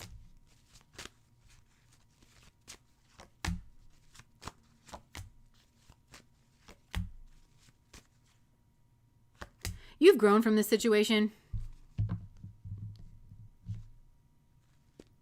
You have really grown from this situation. I mean, you really have. It's hard to say. Don't get me wrong. This is shitty, whatever happened here, but it's almost hard to say that this wasn't your highest and best path because you've grown so much from this. Look, the Empress. You have... I think this is about like freedom. I think this was about getting your own footing underneath you. I think that's what this person, whoever targeted you, that's what they were targeting. They were targeting you getting your independence, you getting your own feet under you. I just heard like this person's like so angry. This feels like an abusive parent. Maybe it's not a mother figure. It feels like an abusive parent. And Patrick Teahan always says that it's abusive when your parents don't let you individuate, when they don't let you grow up and move away from them and distance yourself from them emotionally, physically, or otherwise, when that is like what's needed. And that's the kind of energy that I'm getting around you. And now again, I'm feeling like the tears here coming through.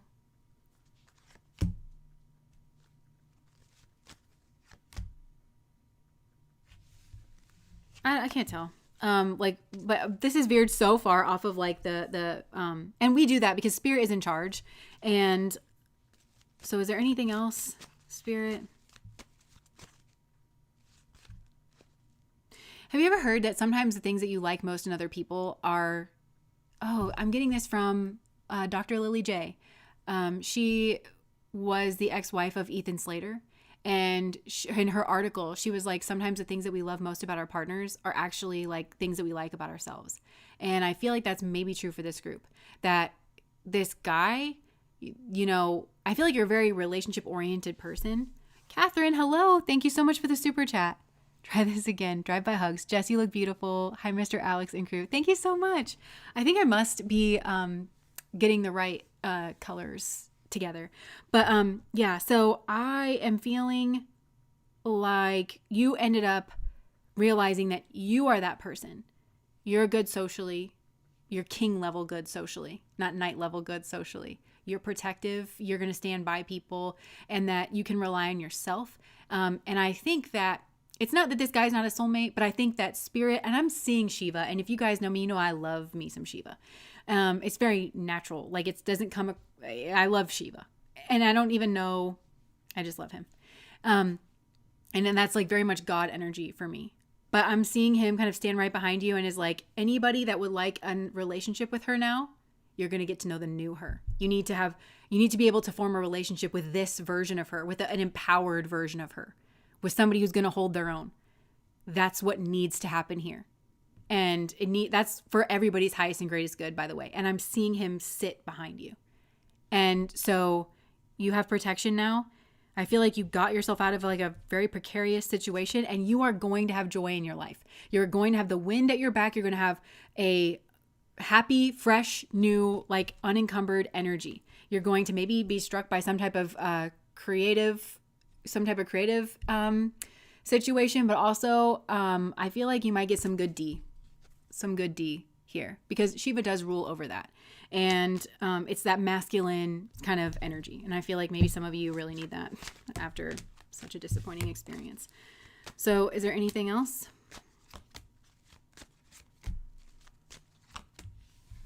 I'm going to end it on this because I'm seeing Shiva, you know, this guy's like, well, how does she feel about the King of Wands? And like feels like that there's competition around. And I'm hearing, do you love her or not?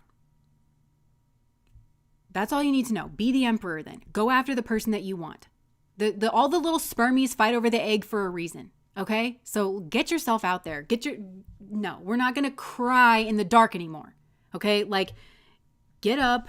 You know how to get moving. We all saw it. We all know you know how to get up and get moving when you want to. Okay? Let's just point that towards a courageous direction.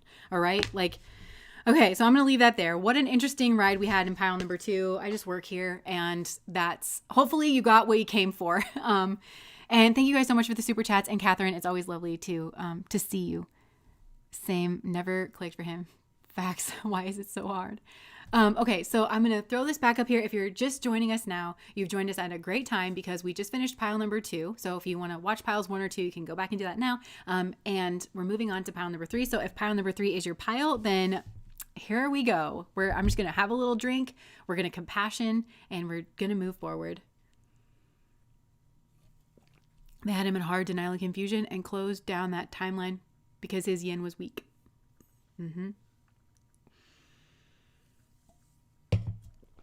If a man doesn't have strong yang too, then he pursues weaker yin because it'll give him the impression that he's stronger in his yang than he actually is.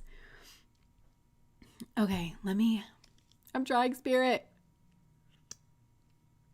Brains and hemispheres came up a few times today, so I recommend 2 books by Harvard neuroanatomist Jill Bolte Taylor. Yeah, Stroke of Insight. I love that. Yeah, and Whole Brain Living. I didn't realize that there was another book, Whole Brain Living, but yeah, Jill Bolte Taylor. Thank you for saying that. I looked her up not too long ago as well. That's interesting. I love all those like neuroscientist people that have like these kind of crazy experiences and then they try to go back and because actually in like the neuroscientist community, it is really hard to be anything but a materialist. It's really hard. And I just find those people who like have that kind of knowledge, but also they've had like real powerful experiences. I find them to be so interesting. Once the spells and gossip were exposed, she realized how badly she fucked up in treating me like shit. Yeah. I love you too, Miss Jess. Colors of the rainbow. All right. Good shit. Let's go pile 3. Yes, I second that. All right. So pile number 3 is the King of Wands. Okay. All right. So pile number 3. So what do people find attractive about you? And it's people. What do people find attractive about you? Oh, okay. Oh, look, seduction is at the bottom of the deck. Well, actually, okay. Okay, she is covered up there. I just so confidently like showed that. Okay, seduction. So somebody here finds you really seductive. Or people. People find you to be really seductive. What do people find attractive about pile number 3? Oh, wow. Huh? Okay, I found the one card that was flipped upside down. It was indecision, but it was flipped upside down. So I feel like you're actually very determined. You're very concise. Oh, look, achievement, impulsiveness. I want a different deck here. Oh, should I? Okay, I'm gonna do this. I know this is a deck full of masculines, but still I'm gonna use this, okay? So, okay, what do people find attractive about pile number 3? Now I'm in it. Okay, so what do people find attractive about pile number 3? Look, the secret agent. So you're like really, really mysterious. I feel like you're also like very suave. You must have kind of like fluid movements, but they are also very self-assured. For some of you, you might dress in like a, I don't know, like darker, more mysterious kind of like palette. Or maybe some of you like you come out at night or people find it attractive whenever you like go out at night. I am actually getting like a party vibe. So for some people really like the way that you dance. They find like you to be really attractive. And oh my gosh, we also have the geek. I'm crying. Okay, so like maybe some of you like to party, but you're also a nerd. And so it's work hard, play hard that's coming through here. So like you're really studious and I don't know, maybe you're the type of person that when your friends invite you out, you're like, the mitochondria is the powerhouse of the cell. And like, they're like no. But yeah, you might make some type of like funny jokes. But for some of you, you look really good. Like you're hot, but like a nerd, you know? And that's, you know, people find that to be really attractive about you. Oh my gosh, the gardener. You have a lot of different sides here to you. You're a very well-rounded person. It is giving Empress energy, but it feels like maybe kind of in the making, or like you're kind of, because I feel like this group is kind of building up towards something. You really apply yourself in some kind of way. It also could be for some of you that maybe you're not studying or something, but maybe your job involves studying. Like maybe you are some type of researcher or something, but when people meet you, they would just think that you're not I feel there's a science kind of thing here as well too. Maybe some of you are into like science. Yeah. I also feel that for some of you somebody was struggling with something and you had the answer, or you recommended a book or a research paper or something like that. They really were not expecting it from you because of the way you look. I'm just going to say, like, somebody judged a book by its cover, but I think it's because you are maybe quiet. For some of you, maybe you're really quiet, or you're like dark and mysterious, and you're kind of like tucked back, but then you just kind of like, he's handing the card here. And I feel like there's some type of like key that you like, I don't know, whenever some of you are quiet, but when you speak up, like you say something really prescient. It's really powerful and it's really prescient, and it might also be like kind of very succinct, because it also feels like you're not trying to suck up all the attention in the room. You're not trying to be the center of attention or anything. You're genuinely trying to help. And then look, the gardener. Some of you might have a green thumb. Also, like I'm seeing, it's all cacti around. So maybe some of you, I mean, maybe you are a gardener, but there's something about this, like the cacti. Oh, look, the therapist. Interesting. I kind of feel like it could go a couple of ways here. Nurturing and patient. I feel like this person thinks that you are very nurturing and patient, even with like prickly energy. Maybe for some of you, they might think that you're prickly, but if they do, this person's not intimidated by that, because I feel like they might have this kind of therapist quality. Maybe they are a therapist for some of you, or they kind of know where that comes from, and they don't think that you're rude or anything like that. They just kind of think that either you're an introvert, or you just are protective in some way, or you're really busy, so you're protective of your time. For some of you, you're the kind of person that like you have your desk, and like maybe you don't really leave your desk for like the entire shift, or you're all about, some of you are like really into your job, but you're good at your job and you don't really kind of bother people too much. And yeah, like I'm just seeing like your desk or something, and the energy, I don't know, this is the way that's coming through to me. The energy around feels nice. The energy around you and your mind and like your desk and your work, it all feels nice. It feels pleasant. It feels like you're not trying to hurt anybody. It feels like you're kind of about your own business. And that could be like a literal business, but I kind of think you mind your own business, but you're still like being helpful and like kind of contributing, but you also kind of keep to yourself. And they like that. This person actually really likes that. But there's also like an idealist, because there's something here that you work towards where it's like, even if you are kind of like, all the red tape that I have to jump through for this or for that, you're still an idealist. You also might understand like why it's there. You'd rather it be there than not there, because like you'd rather people have some like protections or something, even if you find it to be annoying, even if you feel like there's maybe a better way to do it, kind of a thing. Yeah, they kind of feel that you are heroic in some kind of sense, but you're not trying to be. You're not trying to be like the center of attention or something, but that I think there's some kind of skill that you have that you're really good at. You don't do it for attention, you don't do it for the accolades, but you kind of keep to yourself, and you kind of make a big difference, but you don't like, I don't know, you make a big difference, but you don't make a big deal about it. There's also something about the way that you dress, and I feel like it's elevated, like whatever it is, like this person feels like you're elevated, but also it's like, it's neat, it's nice, it's stylish and meticulous. Yeah, and I feel like they really like your body too, because like underneath it, but it also you might have a nice body, but it's like, again, it's like not flashy or showy, and you're not kind of trying to show it off. But this is the kind of thing where like, if you do, if this person sees you in your glory, let's say, they're pleasantly surprised by what you got going on under there. And you could definitely show it off like a lot more, kind of a thing, but you don't, because I feel like you're about what you do. And again, I don't necessarily mean that in terms of business, but like you are a very action-oriented person. You very much don't view yourself from the outside in. You're not trying to craft an Instagram profile or something like that. Maybe you're not on social media or something for some of you, but you're very much not like living to try to fit, like you're not living for the way that you look from the outside. You very much live the way you want to live. And I think maybe this person even sees you as a bit of an adventurer. Like maybe some of you actually do like hiking, or you like to get out into the mountains, or but it's about that for you. It's about the experience of hiking. Some of you really do like to be alone. and, get that fresh air in, but you're also like very competent. Competence is so hot. I feel like this person finds you to be very competent. And, but just again, none of your strengths do you use to show off. This is a humble group. That's what I think I'm trying to describe. You are talented. You are smart.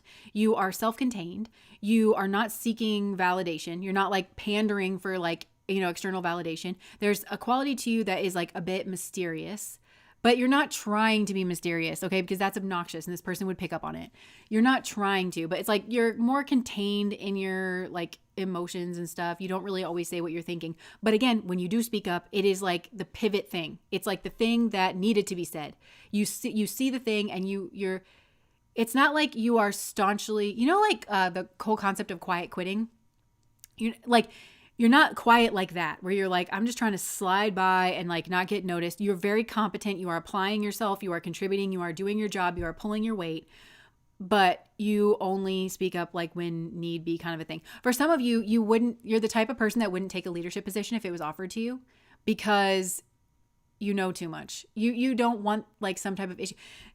You're again, like it speaks to how real of a person you are. Like you have your preferences and you're not like, oh my gosh, I would never take a leadership position, but then like you would take it, because it's not, like people kind of do that where it's like, well, I'm not really interested in that. But then it's like they're saying it to appear like they're not interested in that because they want you to think that they're even a better pick for that because they're not interested in you romantically, or they're not interested in like the position. You don't do that. You don't play games. Like you don't play games. You really are that bitch or that dude. Like you really are. And you kind of know it. And so it affords you this ability to be yourself. This person really admires that.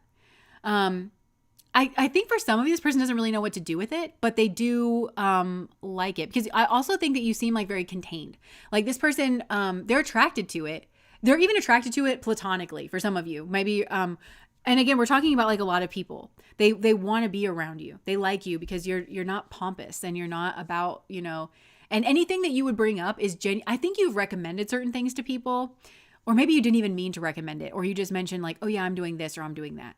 And it's all good. Like it's always good. Like people really trust your opinion because you kind of like no frills and no nonsense kind of stuff. And so if it's something that you like and that you spend your money on or that you spend time doing, it's not a pain in the ass. I feel like for a lot of you, like something has to be not a pain in the ass. Like it has to not run like shit. It has to like, I feel like you probably notice like the bureaucracy around things, or you really look deep into it because it's important to you. Like it really is, because you just you don't want to wait in line.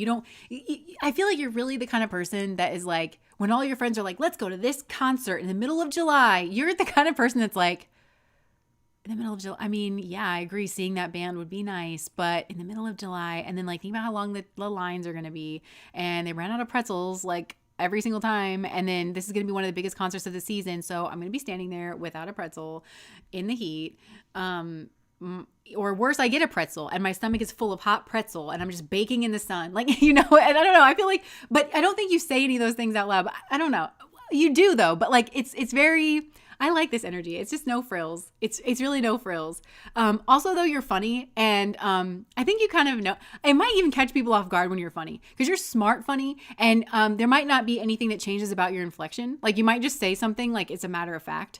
And it's not necessarily a dry sense of humor that I'm getting, because I think that implies like maybe like kind of snark or something. I'm not getting that so much, but I just think that sometimes you slip in something that's like very funny, but it's always, you're observant. That's another thing that's attractive about you. You are very, very observant. Yeah. Look at me just touching my hair. It's like, oh, hey. I feel like some people like you and they don't even quite realize that they like you until, I feel like some people, they're like, like when your body, like this, you know what I'm saying? Like their body's like kind of like tense and they're like, oh, hey, I'm seeing at the scene in Legally Blonde. Oh my gosh, I can't think of her name. The nail tech. And the postman always comes in and she's like, hey, and then she like knocks over her little bowl, and then Reese Witherspoon Elle Woods has to be like, oh my gosh, do you do that every single time? But like, you might not even realize that like you like this person because you're just like more at attention, like, and you're really like, your eyes kind of widen because you're taking in everything like about this person kind of thing. But I feel like, yeah, people might like you and not really know. And I think people really want you to like them. Yeah, there's something that might be like neat as a pin about you as well. And your mind and the things that you say are very structured and complete. And there's no frills. You don't add a bunch of extraneous details that don't really need to be there. And for some of you, you've said no to something or someone that was very alluring, but kind of ridiculous in some kind of way. And I mean that in the Pride and Prejudice sense.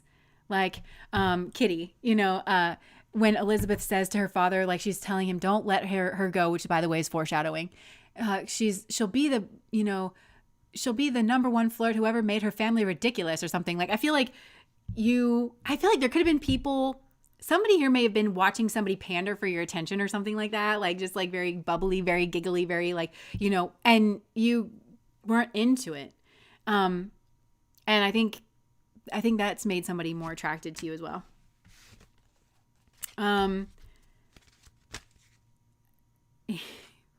For some of you, okay, but I also think this could go the other way because for some of you, maybe there was somebody like it was like until they met this sucks. Until they met your partner, that doesn't have to be a romantic partner. This could be like a business partner or somebody that they find to be ridiculous. But I mean that in the Pride and Prejudice way of like the way that they use that word in the book where it's like another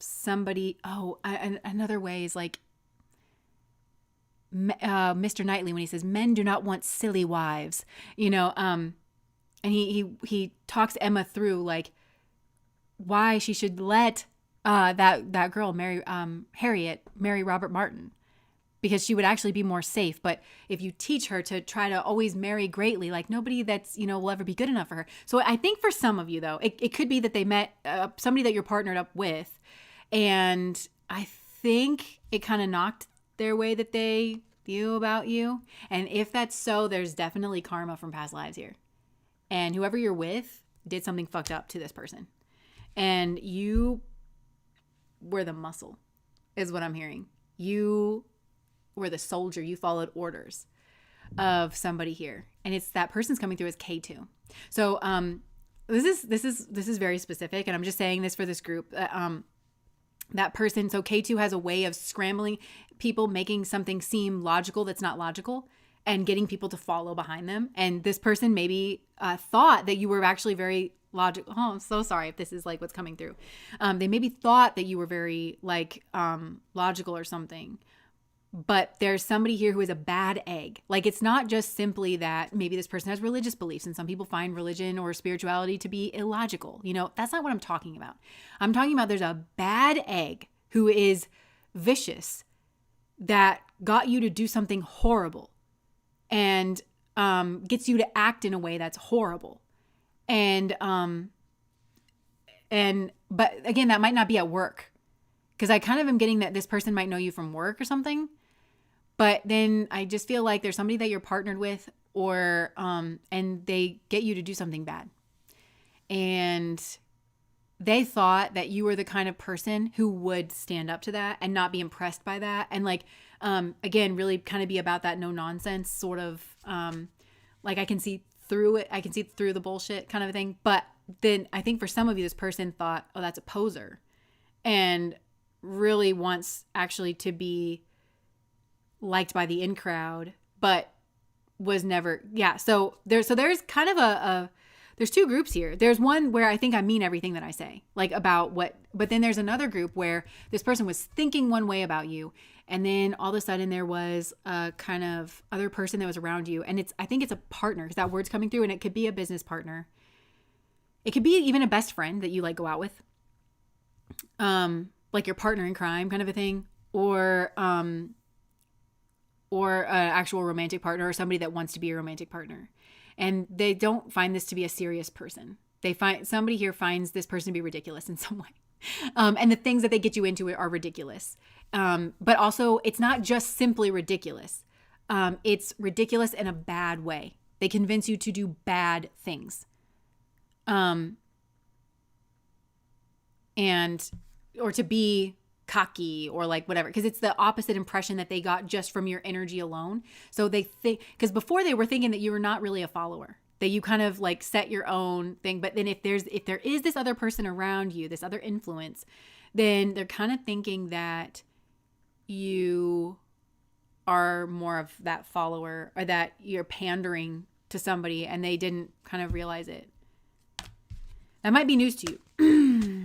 And it's good news. It's good that you have that news, because there is a karmic, if you're a part of that group, because I actually don't think everybody is. I think for a lot of you, you are truly this person, and this is like genuinely what's attractive about you. But there is this group where, if that's the case, you've been on a karmic saga with a karmic that is around you, and they've been sort of, I'm seeing Aladdin run up and smash that the staff. Here, they've been controlling you with this. Like, it's hypnotic. K2, when it's bad, can be like that. Especially, like, it can be like that.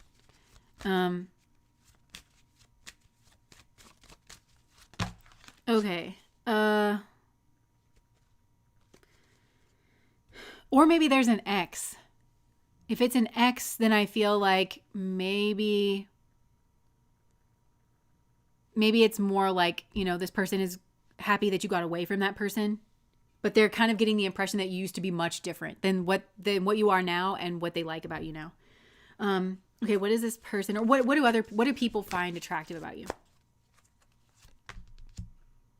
Again, like, for some of you, you might not be the most, like, I don't know, I am kind of getting that you're attractive, but you might not think that you're attractive. I am getting that you're attractive, though.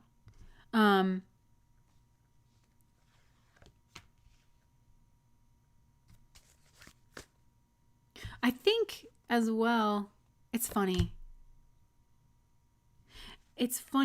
There's something about the energy around you and the kind of things that you put into motion, because I feel like you're kind of the person that's like, well, you don't just like surrender and go with the flow. You need to actually like do certain things to make certain things happen for you in your life. And you're not wrong about that. But I think weirdly and paradoxically, that creates a kind of flow energy around you, especially for other people, where they feel like they can just go with the flow around you. I think that's very attractive. So for some of you, you are the kind of person that's maybe always making the plans. You're always making sure you know where all the exits are, and what highway that you're merging onto and stuff. So other people very much do get the experience of kind of going with the flow around you, and things do tend to work out for the better, because you are kind of a force against entropy, is what I want to say. You're a force against entropy in some way.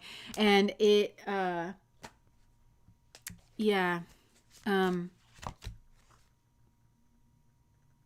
interesting. There is this side message that kind of keeps coming through, and Shiva's coming through, and I'm going to pay attention to that. So,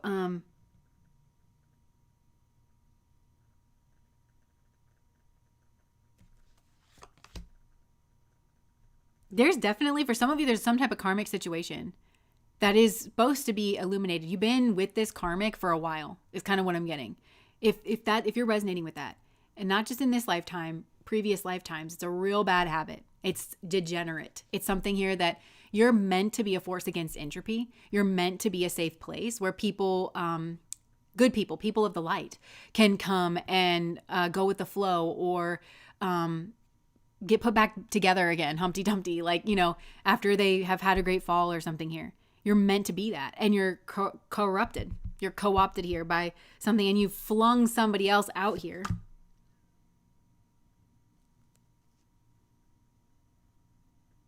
Yeah.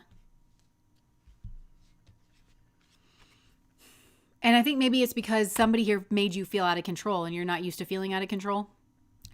And I'm not really getting this in like a controlling emperor kind of way. Like, oh, well, I always have to be the boss of things. I'm just getting that you're ordered and meticulous. And so you're used to knowing kind of what's going on. But somebody here has kind of challenged that. And you might have thought that person was the karmic when they're not. When that person is actually, you flung somebody out. You flung somebody out of like where they sort of belong to partner with a karmic. I don't know if this is in this lifetime or in previous lifetimes. Because there's something here about prosperity. There is something here about materialism. Using your skill set for the wrong reasons, using this quality that you have for the wrong reasons, because you really are a charm against the dark. It's valuable. Not, I'm not talking about monetarily. I'm talking about you're a gem. You're a real gem. And where you go, people can't be fucked with. So you're either going to be, I'm just going to say it, you're going to be a shelter for demons so that they can mount their attacks with funds and peace and calm around them. Or you are going to shelter the light. You're going to repair them. You're going to allow them to move forward. I'm seeing people move. You know, like in these like war stories and stuff where they like, and we go to the caves, like, you know, we leave the village and we go to our cave that we have, you know. You are the thing that kind of stretches out and says, go under me, or like you make that journey safe or something. There's some type of journey here. It's a big deal that you're not where you're supposed to be. For those of you that are on that path, because you chased after money and then you turned and you are waging a war against somebody that you should, somebody that offers you a gateway, somebody that's Shiva is kind of what I'm getting sent in for you to put certain pieces back together again. Because as great, I feel like this is a very logically minded group, where you believe in what's real. You believe in what's right in front of you. It's admirable. It's really, really admirable. And so you think that would make you less susceptible to being kind of pulled off by like a charlatan. But actually, I feel like this has made you more vulnerable in some particular way, socially, I think, to getting pulled off by a particular style of somebody. This is somebody who's negative, and this is somebody who's selfish. I feel like there's a lot of money being spent here. But there may be, K2 is weird, okay? Because K2 can be a sage. Sages live in caves and they have a loincloth and they don't have use for money. But when K2 enters like the suburbs, it spends a shit ton of money. And I kind of feel for some of you like bleeding dry, something here's, but even if it's not money or it's resource or something here like that. So you're a diamond. I feel like you view yourself this way because of, and this is weird because I feel like you're actually hot, like you're conventionally attractive in some way, but you must not feel that way. Because of growing up, this is kind of giving ugly duckling, but I don't think that you realize you're the ugly duckling that's transformed into a swan. I don't think you'd ever describe yourself as a swan because I actually don't think that there's maybe a certain level of gracefulness here. I don't think that you view yourself as graceful, but you still, it's weird because remember I said that there's something about your movements that is like fluid and confident. I feel like that's when you're in your element, but I feel like maybe socially speaking, it's not like you're suave. You're not like that, you know, but when you're doing things technically, you are very suave actually, like with your movements, you're very confident, you're very self-assured. And this person notices that, like, or there's certain people that find you to be very attractive that notice that, and that means something to them. They're attracted to your skill, your proficiency, your dedication. There's a confidence that kind of comes through, but I don't think it's the same way on a social side of things. You don't view yourself that way. You just don't, but you are, and you are attractive, and you're a gem. I just keep seeing that. Don't be a hard rock when you really are a gem. And that's kind of what I'm getting, because I feel like somebody here is like used you as a hard rock to bludgeon people. Don't ever allow someone to do that. Never. Your karmas will be affected. It's not okay. It's not cute, but I think maybe there's a social capacity with that person because you must have felt left out or not as capable socially. I also feel like you have a lot of hobbies by yourself, and, or I'm seeing a dog, like, or I don't know, maybe a parrot. Maybe some of you have like a bird, an owl or something, and you and your owl go for a walk. What a dream life. But yeah, I'm kind of getting like you have a lot of hobbies by yourself and you genuinely like that. You probably should take more. I'm seeing like camping, like solar adventures kind of a thing. You really genuinely like that. But I do think that there's this kind of quality of social capacity that you do feel like you're lacking. And that is the place that this snake has gotten in. And it's important for you to vet people because you are a prize. You are valuable. You are worthy. But I feel like you're the last person to know for some reason. You're the last person to know that you are valuable and that you are worthy. And people are attracted to you socially.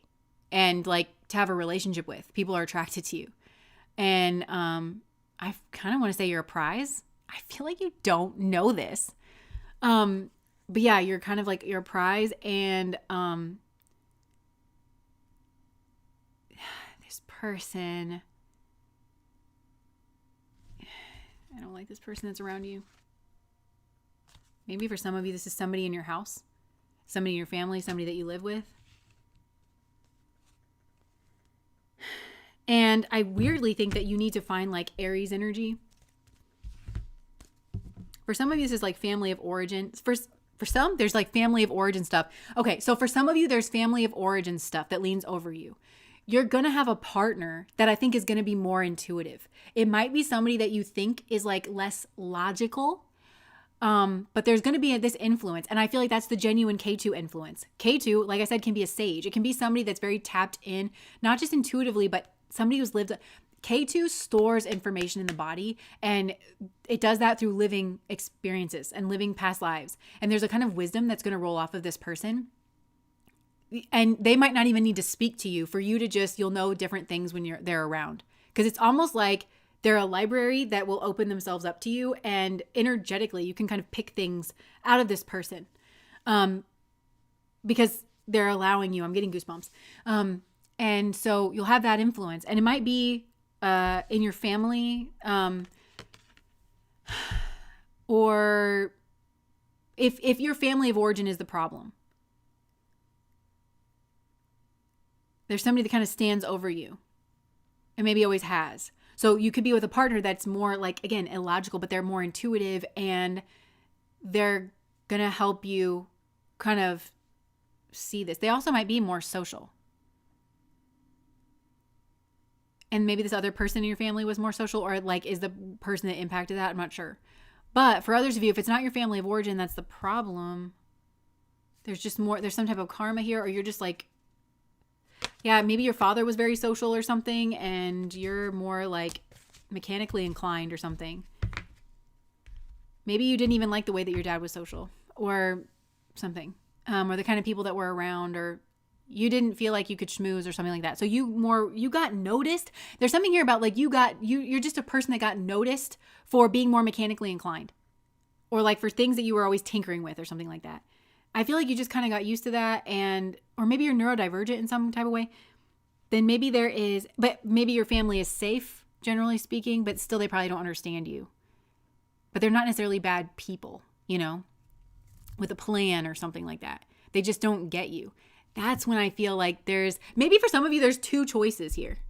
There's two choices. There's a choice of somebody here who's going to come in. They're less logical or whatever, but they're the real deal. There's somebody who's going to help you socially, blah, blah, blah. Then there's another person who wants to use you as their charm against the dark. They want to make you a hard rock when you really are a gem. They're going to keep you feeling like insecure. They're going to use you to bludgeon people that you should be protecting. You're a protector without realizing it. And that's either because like you invent things, or things that you work on. This is a group I'm seeing, like your eyes, your hands, you're working with something here. And it's detail that's this. And you are extremely valuable, and you are very needed here. And I don't doubt that you're here on mission. And Shiva is come through in this reading and is pointing here and saying, no, something's got to go here. Something got to go.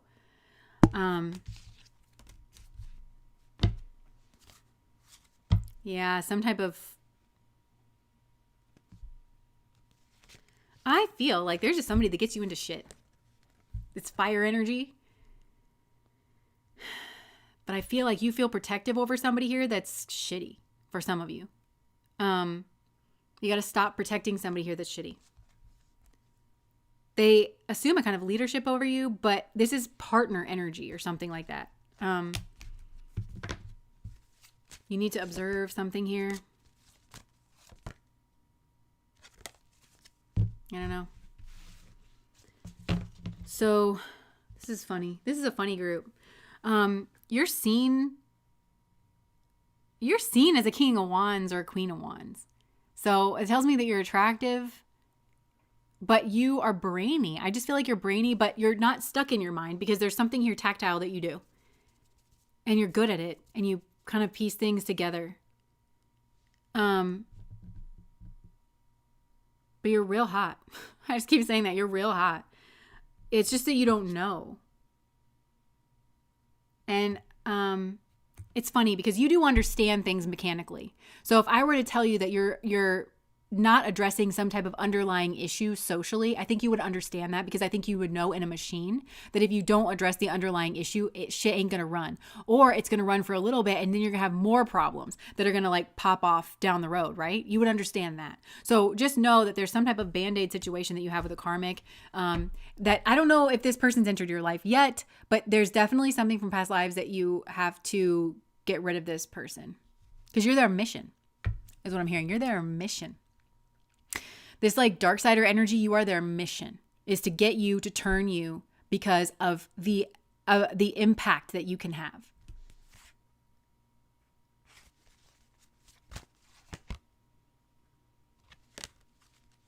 And something here is helping you. Something here can see like there's a divide in you, or that you're confused about something. Some type of social dynamic here. You're confused about it. Maybe you're confused about what somebody said here.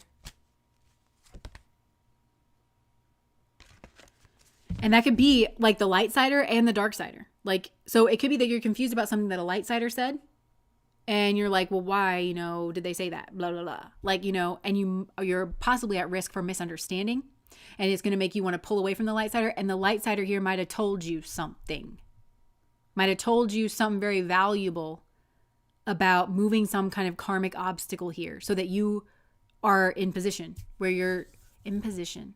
Some of you are supposed to be a pain in the ass somewhere. And nobody could do it like you, because you're meant to point something out, or you're meant to like throw the rule book at somebody. There's a detail oriented energy here. And for some of you, I just feel like you might hate bureaucracy, and this would just bring you a lot of joy to use bureaucracy against someone. Like that's something here. So I just think though that there's a real risk of you confusing the light sider and the dark sider here, or you getting them correct, but second guessing yourself here because you're not so strong socially. And if you're confused about that, well, you've got to address your underlying issue socially. And then you'll be more inclined to see who is who and what is what. The Rain Be Wavy, thank you for another super chat. Less logical because I'm female. Oh, well, yeah. There's a lot of females that I know that are very logical, though. My boss was used by a karmic supervisor. It changed my life. Lessons learned when I reported them, but it's my life. Yes. Yeah. I feel like she's describing me, but I've been isolating for like 2 years and don't have anybody close, and my family is not safe. So yeah, so your family is not safe. So, and I think you're right. You probably do. I don't know, like, because it does feel like this is a group that's hard to get to know, and it's hard to make a connection with, but a lot of people want to make that connection because it is like you're a prize. It is like you're kind of viewed like you have an exclusivity about you because you're like held back in some type of way. You don't maybe know that you're doing this because, again, I don't think that for a lot of you, like, you truly don't care to play the social game, but you're not socially savvy. You don't, like, if somebody tells you have to play a social game, you're kind of like, I would just really rather not.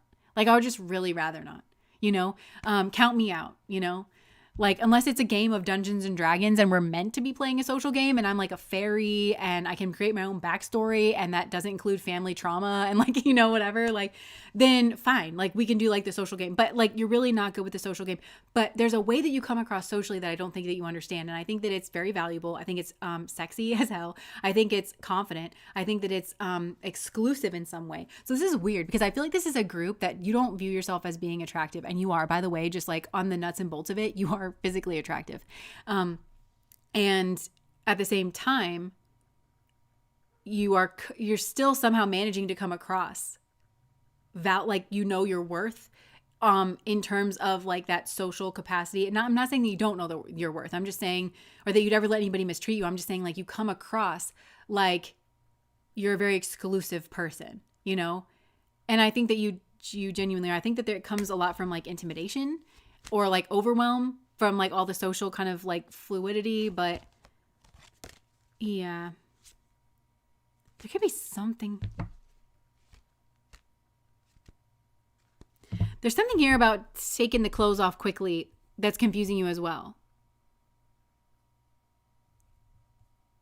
Maybe you thought if somebody thought that I was hot,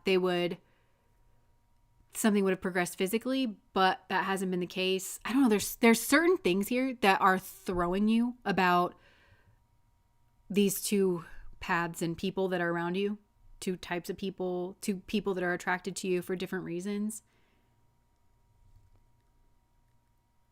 Yeah. Okay. Because somebody was like, I think that this is about me, but yeah, like this is a group that is very private. They're very introverted. It takes you a long time to kind of warm up. You might have even decided that you want a life like on your own.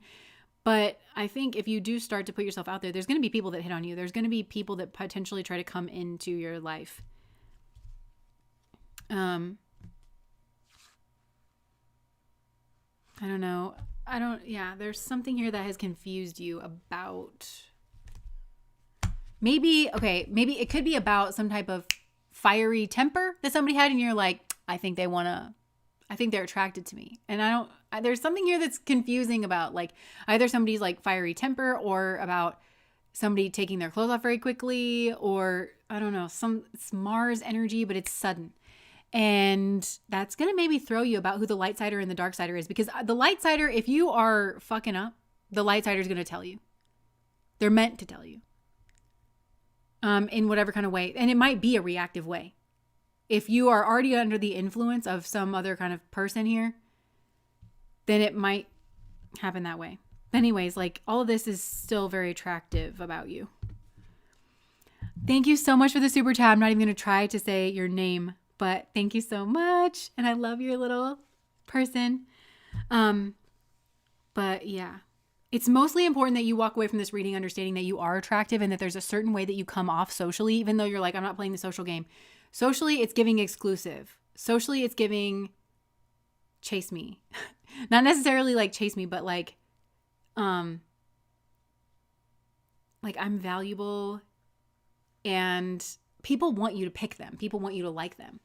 I don't think you realize you have that effect. That's cute. That's kind of adorable. Okay, so those were the 3 piles. So I don't know what I did with this. Oh, okay, here it is. We're not going to keep reading that book because I'm overwhelmed. Not that it's necessarily a bad book. I'm going to finish it and I'll tell you, I'll give you my notes later, but we'll do some general messages today. And we're going to compassion. New generation D&D is a joke for me. I heard that they updated the role play. I really like to watch Dimension 20. There's certain ones. I like Dungeons and Drag Queens and I really like those. Those are probably my favorite. And I also like I can't remember what they're called. That little group that goes to the Egg Fort Academy.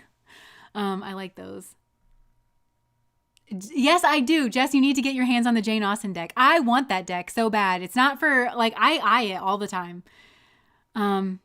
This reading has been so good. I have stress sweat. I'm crying. I'm surprised he hasn't asked me to DM. Oh, interesting. That means Dungeon Master, in case anybody was wondering what that meant. Okay, so shall we move on to the general messages? General messages. Yeah. Okay. So, Spirit, what general messages do you have for us? What messages do you have for us? Doesn't have to have anything to do with the reading. Jealous reaction. Something triggered their insecurity. Jealousy rises quickly. Emotions hit sharper than expected. Step back to see clearly. Distance brings understanding. You see things differently from afar. Clarity returns with space. So I feel like somebody here was triggered. Maybe like jealousy kind of triggered and they had to like step back here. So this says lost the spark. The energy has shifted. Excitement fades quietly. Something feels different now. So I feel like somebody here they feel like something feels different now. They're triggered by something. Backstage talk. Conversations about you happen when you're not in the room. Multiple voices blend into one story. Someone is spreading narratives. Reality check. The truth appears whether you want it or not. Your intuition was right all along. It's time to face what's real. So I feel like somebody here is facing what's real. And then it says half in, half out. They stay close but avoid commitment. Their actions show hesitation. This connection feels paused in the middle. So maybe somebody here is realizing, maybe this is you, that's realizing that somebody here is like not committing. They're not clarifying things. They're half in, they're half out. Maybe there has been some type of jealous reaction here. What do you want to say about that, Spirit? Why are you bringing this through? Rose-tinted glasses. Okay, because somebody here's been seeing things with rose-tinted glasses. You only see the good parts. Red flags blend into the background. Fantasy mixes with reality.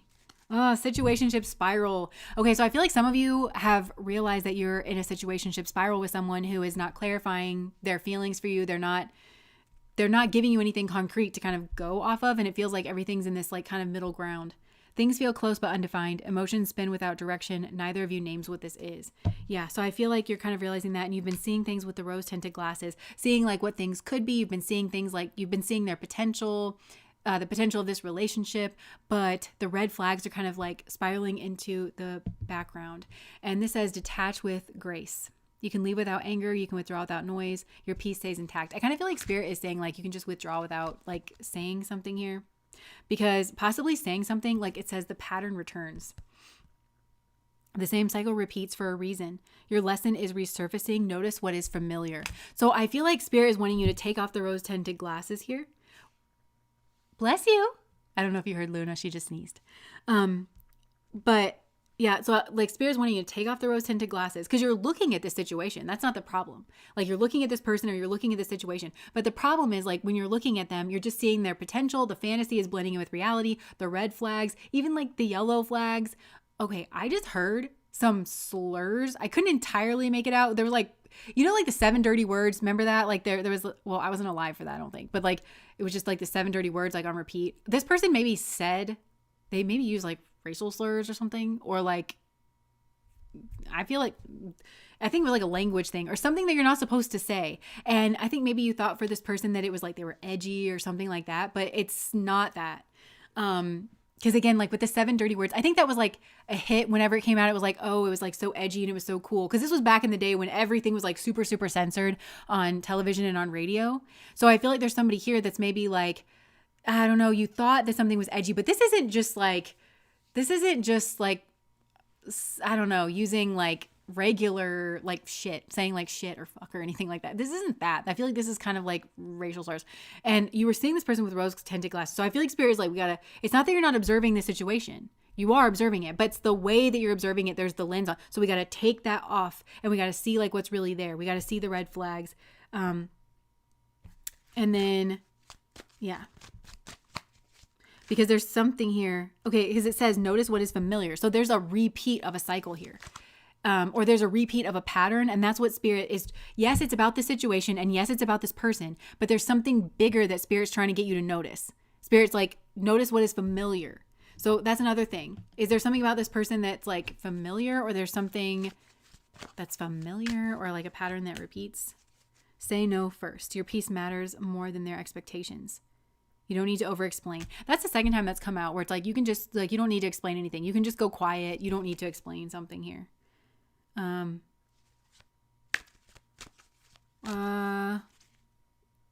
Look, okay, so she said, what?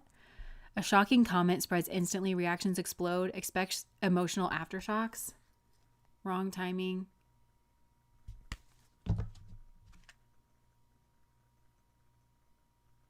Expect a hidden truth to surface with the spill the tea. So it could be that something's about to come out.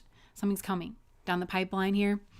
And it's going to shock you for some of you. Okay, I kind of want to say, if this at all has to do with something politically, I just want to say, because I've thought about this. Like, okay, there's for DT, the person who like runs my country. I did just want to throw this out there because I'm not the best person to like be speaking on these things. But if you are a person that kind of fell down that rabbit line, this kind of said what energy, like the thing that it's like for me, I don't know, this might like somehow tie in with like your person, but it's like, if you could do me a kindness, if you could do me one thing so that I feel like at least you know who that person is in my eyes, like, you know, the issues that I have with him, just type in secular talk Katie Johnson. Just watch that video. And just listen. And there's more recent stuff too that came out, like, you know, in the files. Cause that sent me back there. But, you know, like really just listen and really wrap your mind around a person who's like that. And That's all I'm going to say. So for some of you, I feel like I just heard thank you. Like, but it's like, what? Like, so I don't know. So it could be something like that. But I think for others of you, this is like some type of situationship and you're kind of, look, attachment issues, drama loop. They miss you.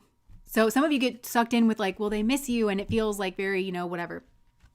The attachment issues and the drama loop. There's attachment issues here. That's why Spirit is saying what feels familiar here, because the attachment issues are what's leading to a kind of drama loop here. The drama is maybe what feels familiar. The roller coasterness, does that feel familiar? So when you say that this person feels like home, or when you say that this person feels safe, or like, what is it about this person? And then like there's something beneath though that like needs to be kind of looked at. The same pattern keeps returning. Lessons repeat until you understand them. Notice what keeps happening again and again.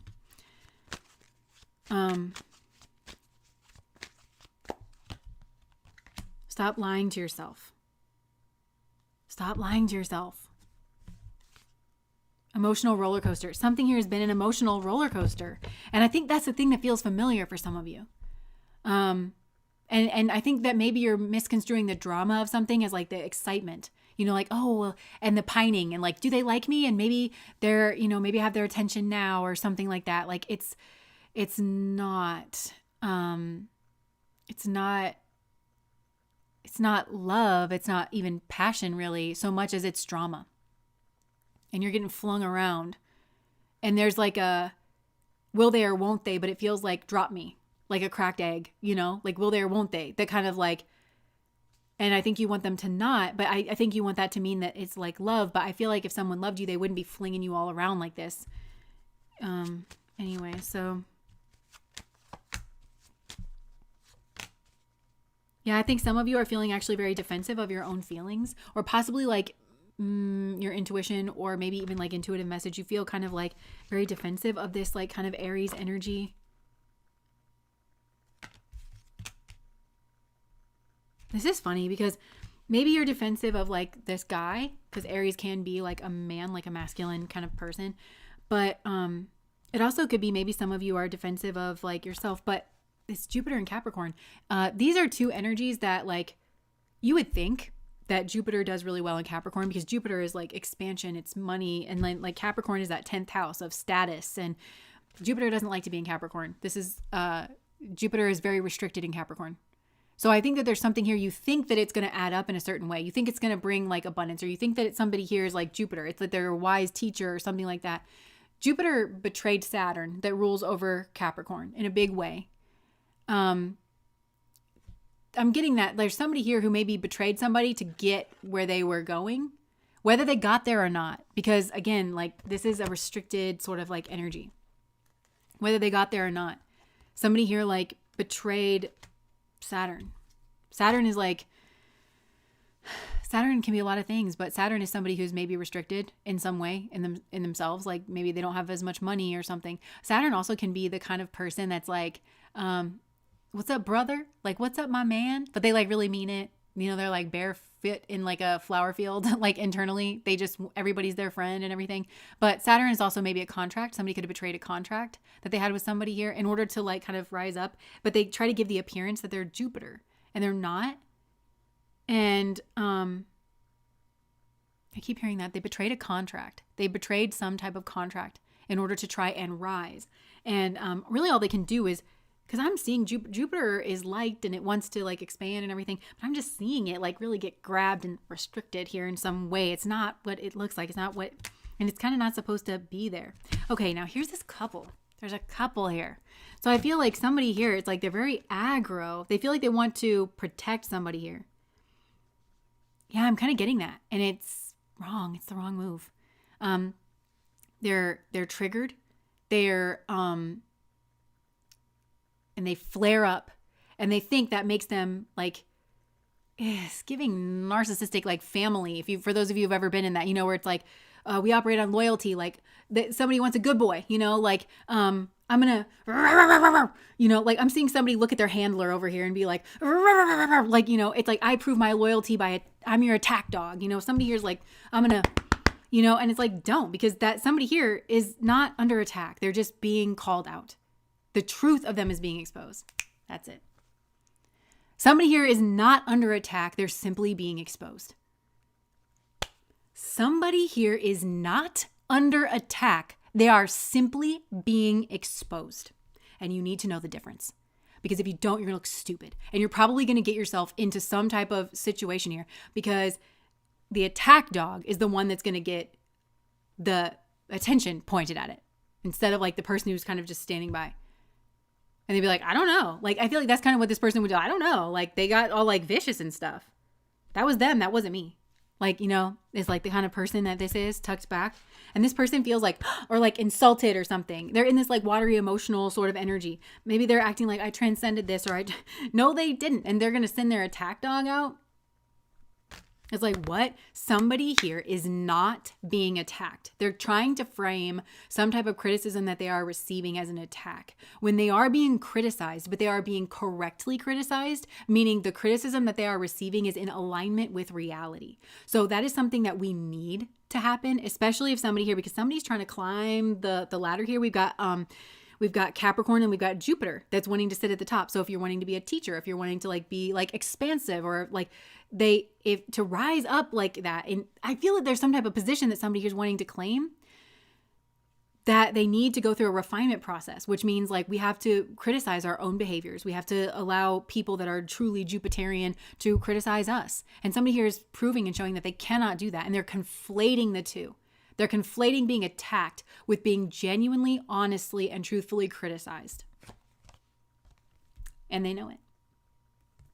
This is a manipulative person.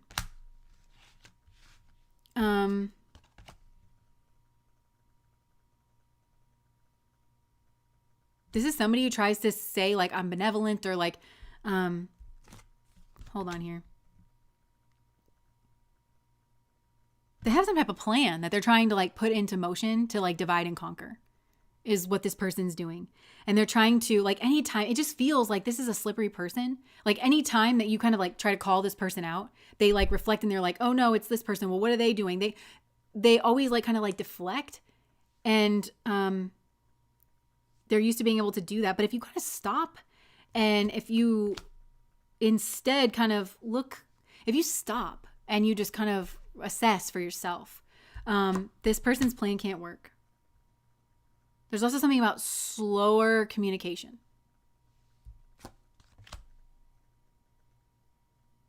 And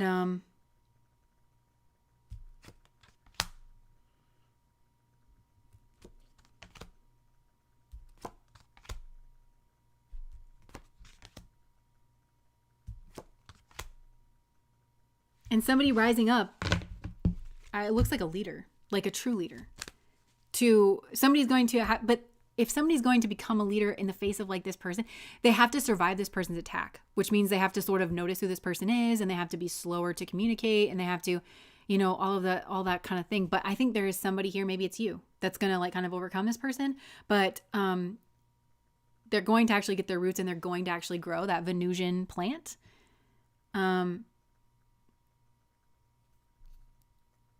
Yeah. You know, this is funny because Venus and Jupiter are both the spiritual teachers in the zodiac. And somebody here, like Jupiter is kind of like lofty, but Venus is earthy. Venus is like salt of the earth, very practical. And I feel like that's the energy that's needed. That's the actual teaching that's needed.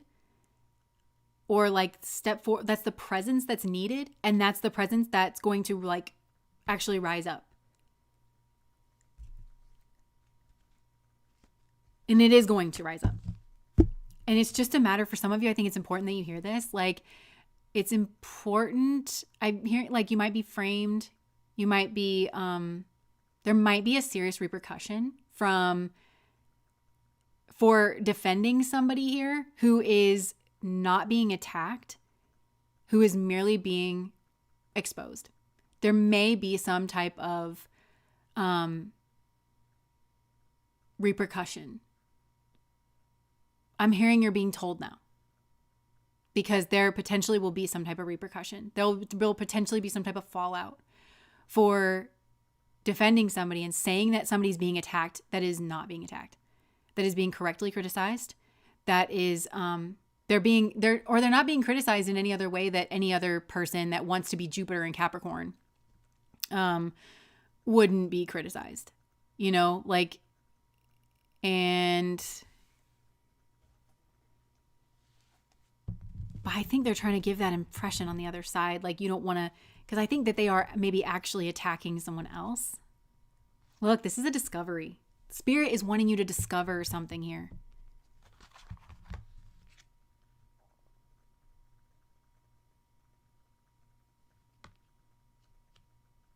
And I think, yeah, so I think somebody here is like actually discovering that somebody here is, they're not attacking somebody because they're immature and they just want to tear this person down. Or, no, somebody here has like strong faith and they're actually the smaller dog in the fight.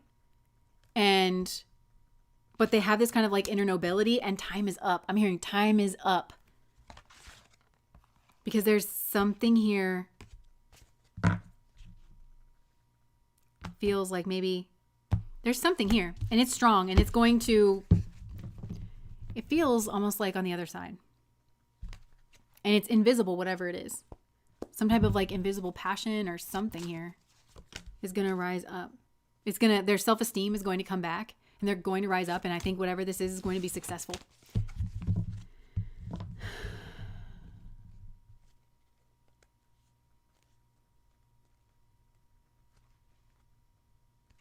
So, this is a group where, again, I feel like spirit is, somebody here got triggered. Going back to the beginning of this general message, somebody here got triggered, and they were triggered in a way that they didn't quite realize that they were going to be triggered. Triggering is not always bad. Maybe you felt criticized or you felt attacked in some way. Triggering is not always bad. And I feel like, again, I'm seeing Shiva that's trying to point to something here and say, like, something here has got to go. I just heard panic attack.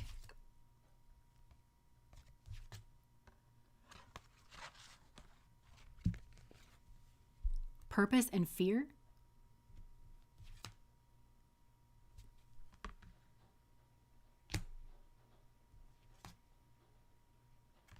Honestly, Shiva is like, so I sent somebody in who's frankly supposed to be putting the fear of God into somebody.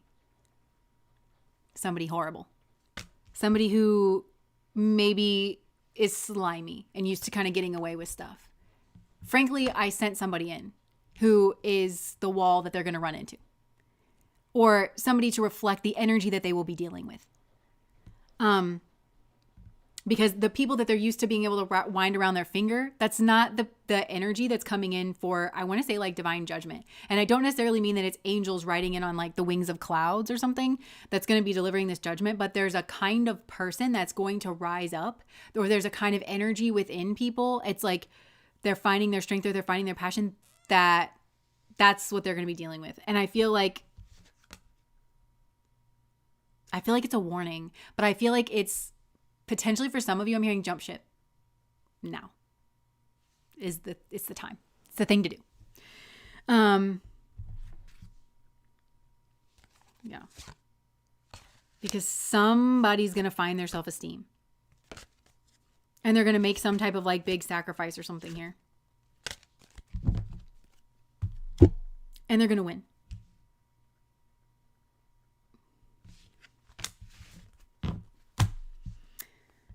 Okay, anything else?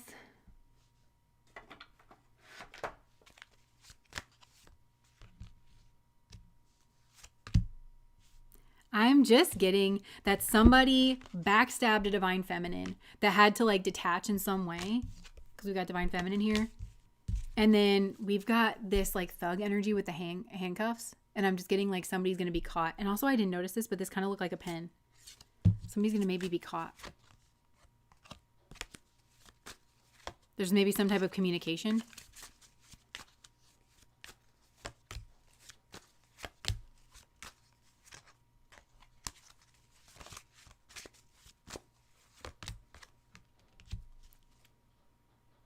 Yeah. Some type of fairy tale, some type of an illusion is going to be exposed and somebody's going to be like set free. So that was a weird general message, but I'm just getting that somebody here was like very triggered by something. And they just always misunderstand a kind of triggering energy, especially like, I don't know, if spirit is trying to trigger them to get them to look closer, to get them to evaluate or something. But again, I go back to stop defending somebody there who's not being attacked. Criticism is not an attack energy, especially for somebody in a Jupiter in like Capricorn position, you know, or that's like trying to seek that out. There's like maybe a vetting process or something. So, okay. You know what's the item on this topic? Judgment. Huh. Yeah. Okay. They need to be caught doing their sick criminal behaviors. Yeah, I don't know if you guys can hear the rain, but I think that's all I have for you guys. Thank you so much for hanging out. I don't know if that last part like made sense at all. So that's what I have. Patreon video we have up tomorrow. And I think that's all that I have in regards of announcements, but thank you guys for hanging out with me, and I'll see you whenever I see you. Bye guys.